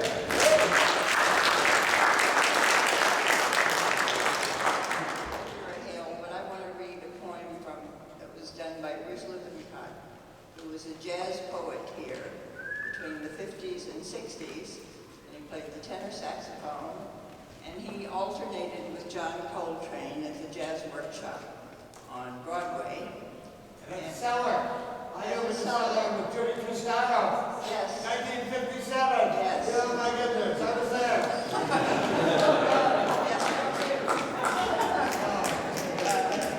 But no, somebody else here was. Bob Kaufman, today's his birthday. Yes. Well, Bruce wrote poems, and now he is 89 years old. And I've been trying to find friends of mine to see if they're still alive. And I was so pleased to find he is still alive. And I got a bunch of his poems, and I'd like to read you just one. Salt the Grave, it's called. And of course, as a musician, he says it's 12-bar blues and 4 choruses, but I can't do much with that. Salt the grave, kill the weeds, remember her for her good deeds. Salt the grave, kill the weeds, remember all her good deeds. Plant it over later with poppy seeds. No matter where, no matter when, she always made it right for a friend. No matter for what means, no matter to what end, she always made it right for her every friend. And she said, don't be worried about dying, man. Don't have any fears. It's like the end of an all-night session, going home into the light, out of the night, the best part ringing in the ears. Did her good deed every day, kept that misery at bay. Did her good deed every day, help keep that misery away. Salt the grave, kill the weeds, remember her for her good deeds. Maybe plant it over later with poppy seeds.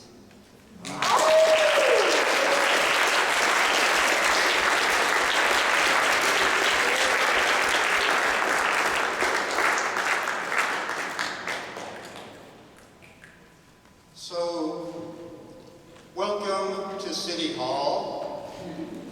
Since we're in City Hall, pay no attention to the man behind the curtain. Trump moving, sorry. This event is known as Poems Under the Dome, although I've always shortened it to Poem Dome.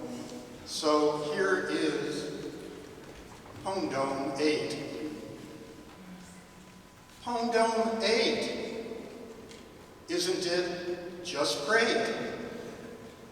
another chance to participate in the great poetry debate about the human state and all things that relate. 8 times Jorge led us to start with a ceremony to open up our minds and open up our hearts. Once again, Chad has produced the flyer, a work of art to take us a little bit higher. Thanks to Dan, Charlie, BK Val, and Diamond Dave, and all the others helping you and me in this poetry enclave. But before I get too delirious, let me say something serious. When you're here at City Hall and things start to seem funny, remember that old adage, just follow the money. America's Cup, Lennar, PGE, Twitter, Shell. If it's government for the people, why does big money make out so well? Our city officials should long ago have learned when you bargain with the devil, you're likely to get burned. I know there's now less sunshine, and I'm often in the dark. But did I really hear someone from RPD complain about people loitering in a park? City Hall's now 98 years old, built in just 3 years, I've been told.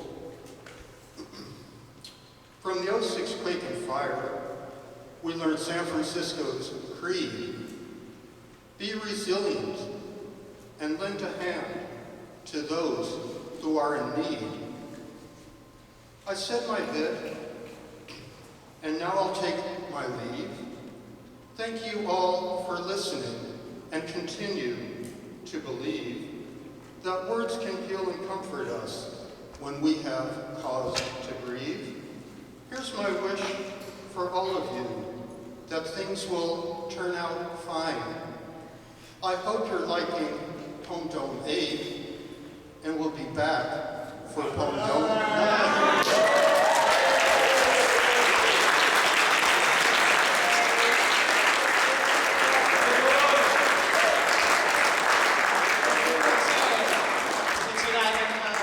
Next up to the mic, we've got Dan Brady, followed by David Cooper.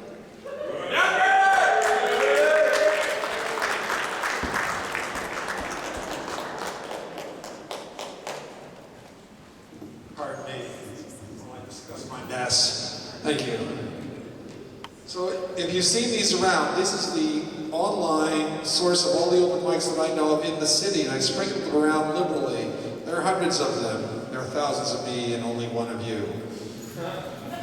I've often said that it would probably be easier to build another world than it would be to fix this one. However, there's another thought, and that's where this poem comes in. Out of the heart, out of the mind, out of this world. This is called Worlds. Oh, my friends, there are worlds, and good ones. Beautiful worlds, so wondrous and full of marvels as to make one weep. There are worlds where peace is all there is, and nature is let to run rampant. The verge is rank with skies and seas full of life. Animals who see your soul's light, with hearts innocent of fear or rage. There are worlds gowned in clouds of delight, graced with rivers of love, where ranges upon ranges of emotional peace rest under the glowing countenance of their moons, dancing in the firmament, Worlds such as songs are made of, as epic poems might suit, where painters upon an overlook could gaze at a life's work set before them. Worlds such where God is happy. Life tame and where we'd all be glad to be, were we there instead of where we are, dazed and confused by our earthly illusions. Oh, forsake fight and flight. Let go of want, our past histories of unending sorrows, poor reasoning, and martial drums. For there are worlds, this poor scribbler asserts, no artist could hope to convey without the proper preparation, a long, restful life of enjoyment, a million-year picnic. Then maybe they could provide some semblance of one such world. Oh, I tell you, this is a magnificent universe, well-made and fit for who but us, or those of our kind. It is like that mystical Ganges with its endless beaches where each glowing sand grain is a full repository of galaxies strung like beads set in a glowing firmament of stardust. So there are worlds. And then there's us. And our longing, our song, so profoundly deep and unending that even this grand universe and all of its works couldn't possibly contain it. Or so I feel, my friends. Or so I feel. Thank you.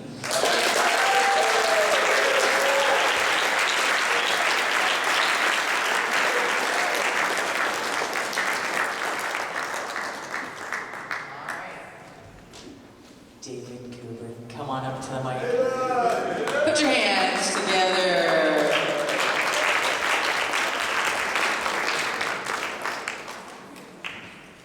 Well, I've heard such incredible poetry tonight. It's amazing, very inspiring. I saw the best minds of my generation pondering formatting questions, unsure how to transfer a file from one platform to another. To ride herd on a swarm of numb silicon crystals, rendered senseless from that first waft of arsine gas. Looking for a Boolean algorithm to allow the downloading to proceed, already enough valued time wasted on the boot. Who sit at their laptops, their eyes set in that 20-inch stare in another kind of war, peering into that other world inside their necromantic monitor. Willing the two machines to exchange points of view in a frenzied data flow. 1, 1, 0, 1, 1, 1, 0, 1, 0, 0, 1, 1, 0, 0, 0, 1, 0, 1, 1, 0.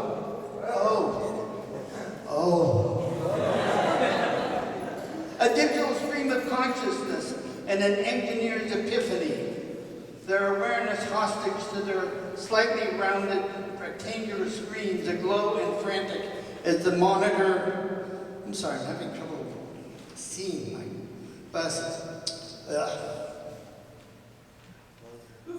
Hostage to their slightly rounded rectangular screens, aglow and frantic at the control panel on a bomber, its field of vision subdivided into domains of command and control, attending to takeoffs and landings of data sets and menus to pick from, although all of them preset, laid out as in a virtual mall, who keep their hips beat by the frequency of mouse clicks, whose research ends up sponsored by hyperactive sidebars of spasmodic images, things they can buy, airline tickets, shoes, or medications purchased, or friends or mates chosen in a nod of that plastic rodent familiar, once fearful but now jacked by semiconductor voltage steps and eager to execute closing a factory, the launching of a missile's rain of fire, or attempting to open a bulky valve in an out-of-control nuclear reactor, who take meandering paths staring intently at arm's length screens as they douse for their next Wi-Fi fix,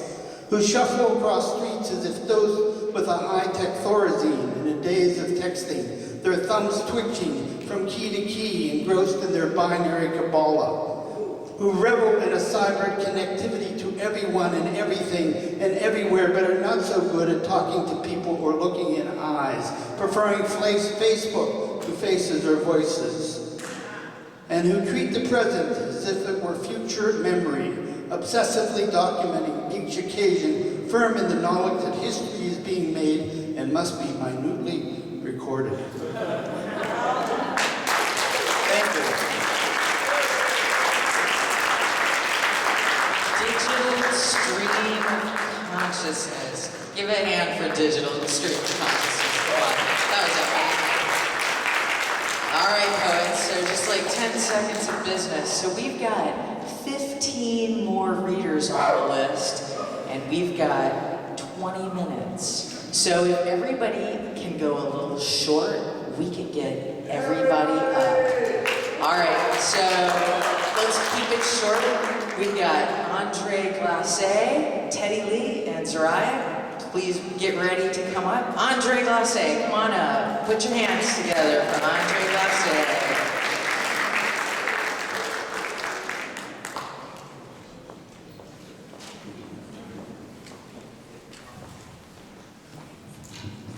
I feel like the bad girl. I want to read 2 short poems.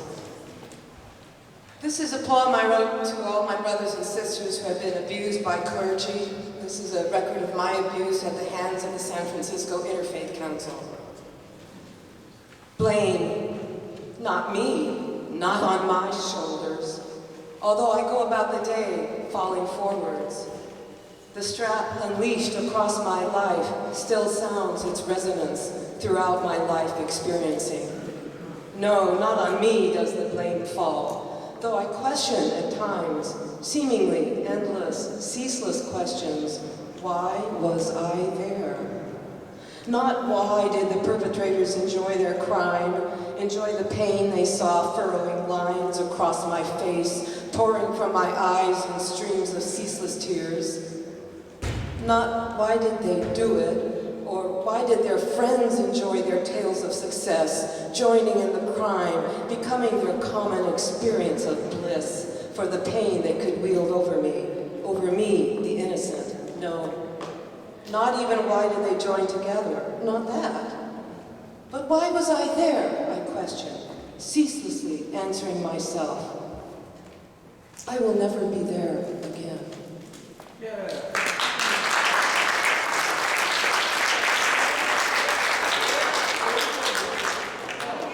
To poetry. Plummeting down valley, I surf the crest of the river. Winding river, it turns and falls straight and turns. Flowing yet over the rapids, my essence is tossed and shatters into foam. Reclaimed below. That is the heart where poetry is.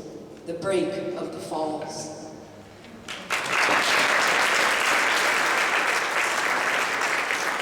All right, Teddy Lee, come on up.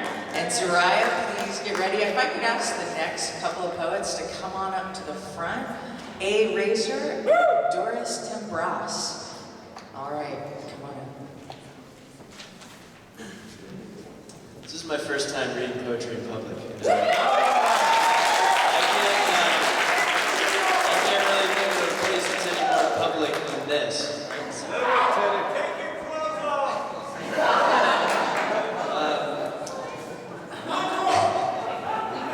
The isthmus was a wide enough flat to provide wanderers their aimlessness and walkers their so willful. For me, it was a tearing of the wind that tugged, creased a corner to my grin. That ocean, blue lines and a scrawled cursive surf, holds a space where, like chalkboards, I erase. A space for me to turn, face, get over, get on, get along. Somewhere to find the end of something sorry. I'd offer it's a mighty place to cry.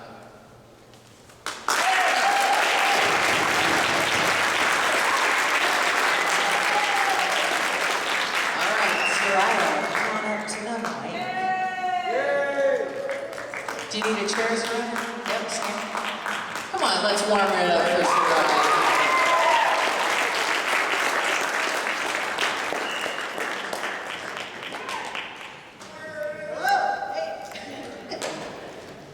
This is titled Blessing. Lord, gonna bless us tonight. Everything gonna be all right. Finds a toothless lady with a sequin hat, silvery cane, wearing flip-flops in the rain. She smiled at me with a toothless grin. Hey, Mama, she called me. In her cigarette blue stench fog, eyeing my cane.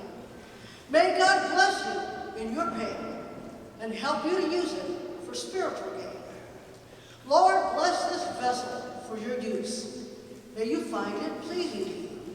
She prayed for me. I silently smiled. Haven't been blessed like this in a long, long while. Imagine that, I quietly thought. This poor woman praying for me with all that I've got. This secret, flip-flop angel, prophetess, sinner saint, speaking truth to life on a rainy night. Manna from heaven fills me with light. Lord, gonna bless us tonight. Everything's gonna be all right.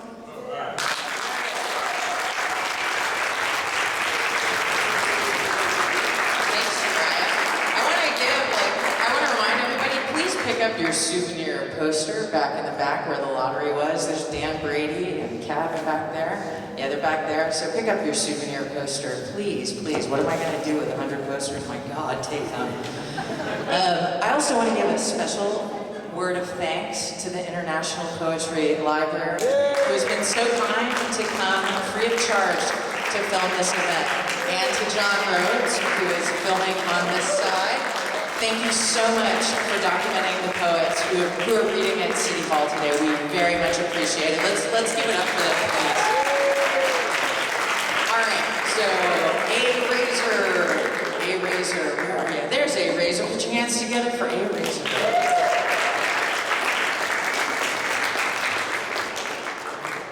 Thank you. Quick one by request.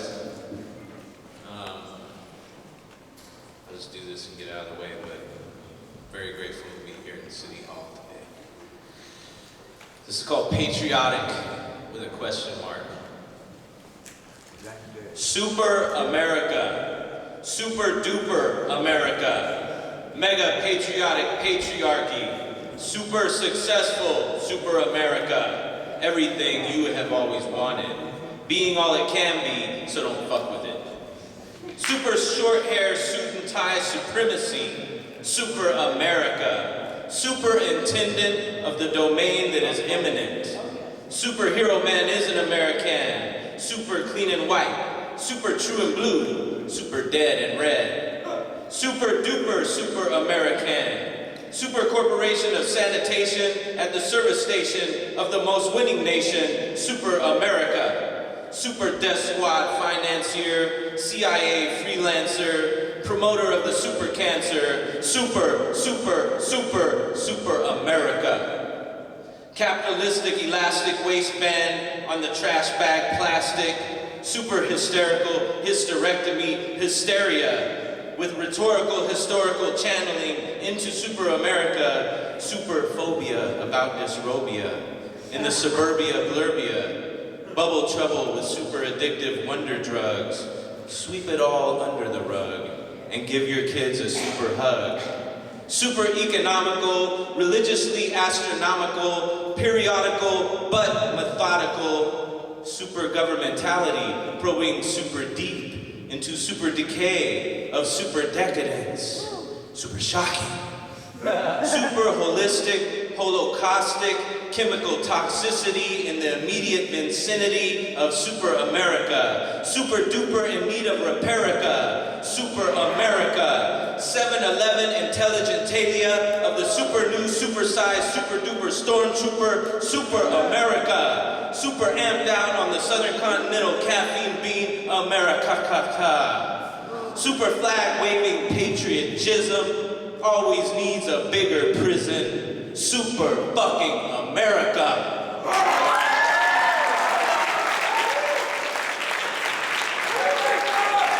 That's what I love. Even at the end of the evening, we got people rocking the mic. All right, so Dan Gudgel and Brian, if y'all come up to the front row, can we have Doris Timbras? Come on up. Put your hands together. Warm it up for Doris.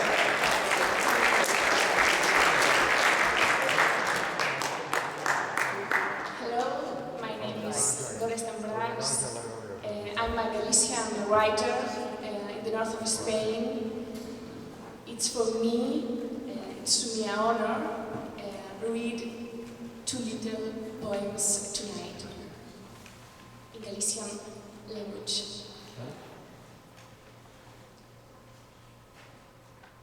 Cartografía de palabras.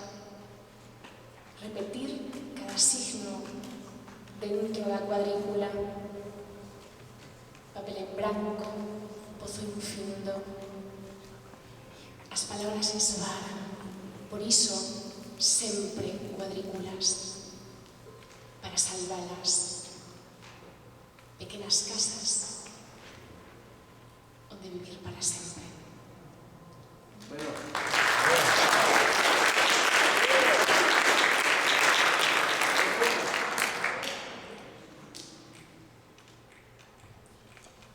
Amor. Amor. Que sostés os meus pulsos como se foran cuncas diminutas de cerámica chinesa. E non sabes que as cereixas deixaron de medrar ata que volvas. Thank you.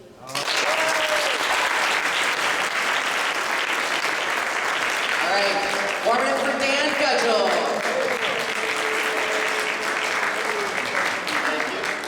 I'm Dan. I just want to say I still miss when the 21 Club had open mic poetry at the corner of Turk and Taylor. I was worried about and agitating for the end of civilization. I watched for a sign, some premonition of pre-industrial mystery returning. I was sure San Francisco, some feeling in the city would have something to say on the matter, some wisdom from the bricks. I kept seeing birds, but I didn't want the sign to be birds. Humans love making birds mean something. American eagles, Mexican eagles, Polish eagles, Benjamin Franklin's turkey love. We'll give a bird meaning just for eating some garbage and shitting on a cop car. I didn't want the sign to be birds. So I noticed parrots creeping out into all parts of the city, and I said, that's not a sign. I saw a hawk hunting over Turk and Leavenworth, riding laundry exhaust thermals, and I said, that's not a sign. I found a broken pigeon egg on the sidewalk underneath a decayed peep show marquee. I made myself late for work watching the yolk flow over the concrete, and I said, that's not a sign. I looked closer. I put on a band pin I'd found on the floor of a bar, and I pinned my jacket to the shirt underneath. I tried to convince myself that that was a sign. So simple, but so confusing when I tried to take my coat off later. But no, I was just drunk and sloppy. I went home and lay down on the couch. The 3rd floor window was open, and when the traffic and drug sale banter from the street died down, I heard wings flapping, startlingly close and then done, and doves cooing at each other on the roof next door, hidden, high up, but only 5 feet from me. No help with how to tear down civilization. A warning to stop forcing a sign and just listen, just watch, love something, and the end will come. Thank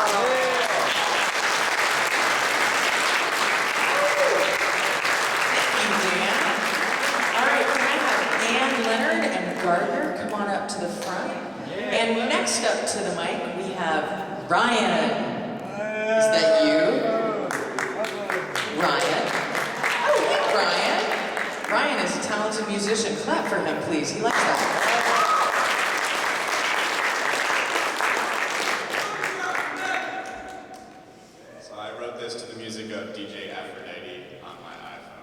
a public works show in San Francisco the other week.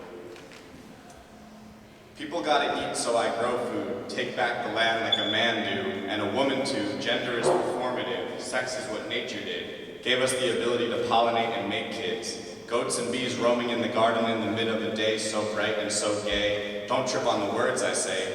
Happiness isn't just for homosexuals. We all play. And I dare you to try it in a new way. Evolving past what you were taught to be. And we all together create community. You are just as important as the rest. As above, so below, one is all. So come outside when you hear the call and stand up for the people short and tall, gay or straight, black or white. We all privileged in a different way. That just means we belong to the earth in a different way. Thanks, Ryan.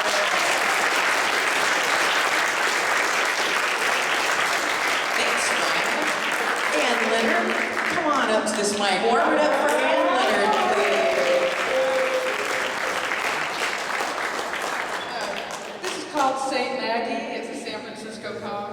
In the city named after the tenderest of saints, Francisco, where 900,000 angels dance on the Alba Peninsula, blue saloon doors hang gate mouth open onto crumbling Grant Avenue tumble down into ting-ting-a-ling, mournful ear mewing Chinatown, and a rush of love's wind gusts in St. Maggie's sea syrup, her paleful buttermilk sunray, face of hair corona, effulgent figurehead for the ship of day, on a slow drift through madder shadows, warming dark, worn wood bar walls and floor, lame mer angel, two perpetual crutches parked barside, sips on straight tomato, and big bow, bronze from days with the lads, quaffing finest bum wine in a bag under the spires of St. Peter Paul and solos of ancient poplars, now on a stone-cold work-a-doodle-doo, bussing empties, thumping plastic sneakers to Applejack and the band, slow, south side shuffle pauses with bar towel on shoulder, sending all summoned doves of mercy in a smiling toothy white. Aren't you going to boogie, darling?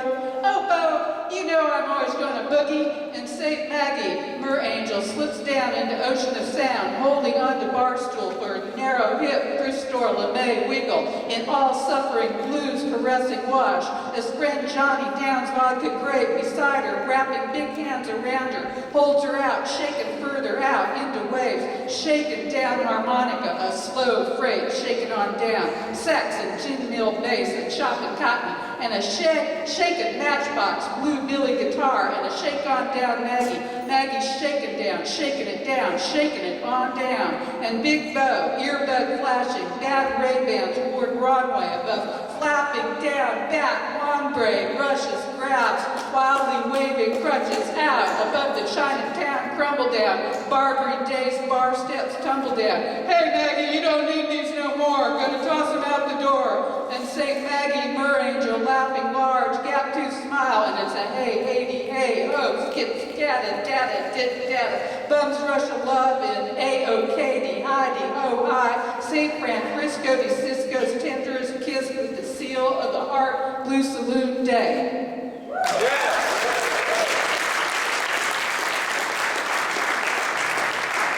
right, ladies and gentlemen. Gardner? Gardner? All right, Rexy Amaral. Rexy, come on up here. We got time to get Rexy over to the mic, then I'm going to close us out. So warm it up for Rexy Amaral.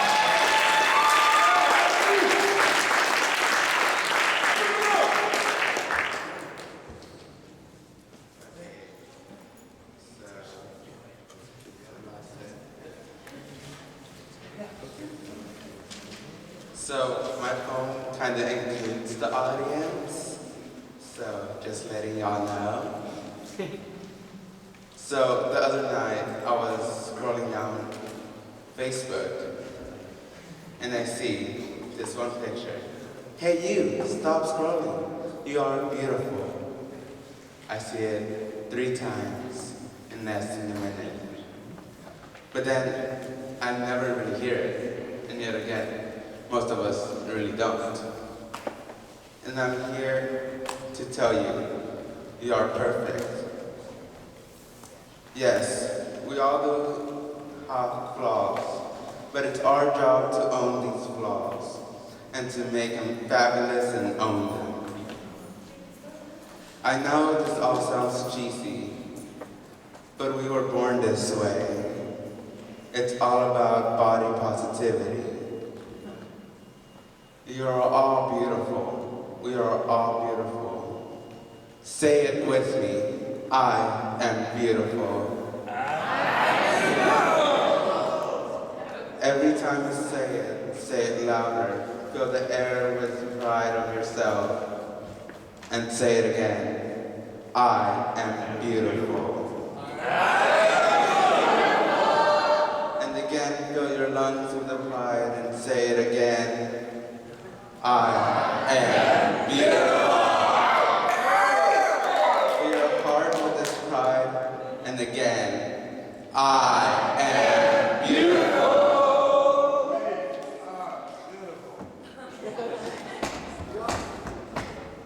Say it again, and filling your souls with pride. I am beautiful. We are beautiful.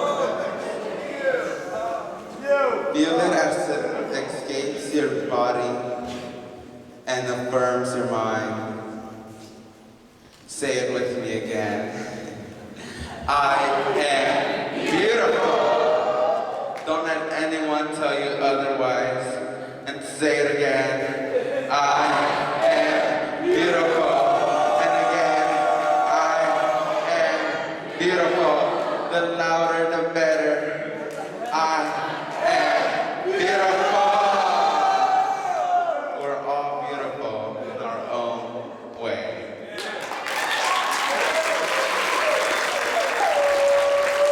All right, ladies and gentlemen, we've reached that time of night where if you get to hear my poem, we have reached the end of the evening. So, for my day job, when I'm not busy being a poet, I am a high school teacher. So I have for you tonight a pop quiz. Ready? Pop quiz. Here we go. True or false? The effects of Prussian blue on low doses of radiation are completely unknown.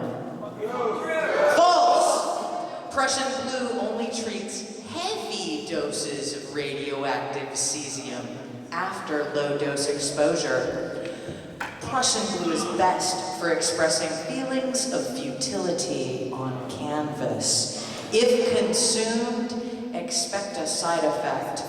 An irregular heartbeat. Love has the same effect as eating paint. No Prussian blue for you. True or false? You have to eat all of your cesium. False.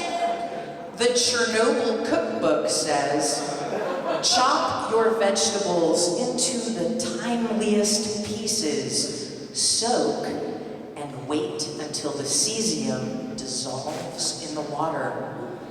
Boil everything because there's the tiniest chance of dodging raindrops. True or false?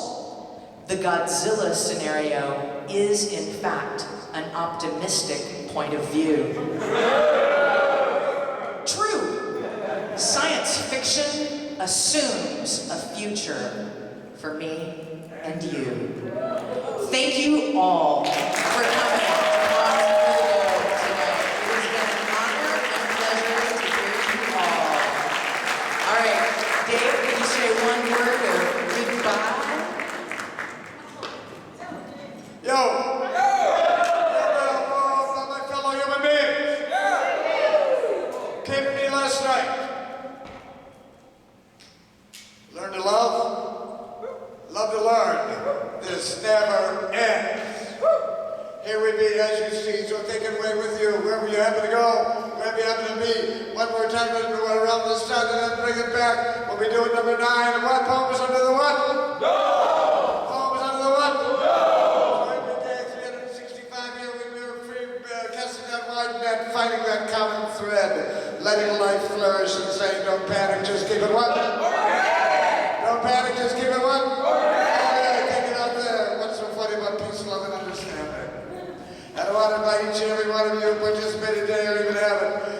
radio show. Hey, Val. Hey, Jake. It's called the Common Thread Collective. After just that, casting a wide net, it's on Radio Mutiny. Every Friday, 3 to 6, in the cafe space. Come on down and read something. Spoken word, singing word, spoken word. Word! So as the punk rockers say, fuck yeah. As the hip hoppers say, word! And as everybody says, right on! Right on! Right on, brothers and sisters! We brought it right into Babylon itself. Babylon itself, and again and again and again. Here we be. Revolution starts now. Where you work and where you play, where you put your money down, what you do and what you say, the revolution starts now. In your backyard, in your hometown, so what do? Just standing around. Follow your heart. The revolution starts now.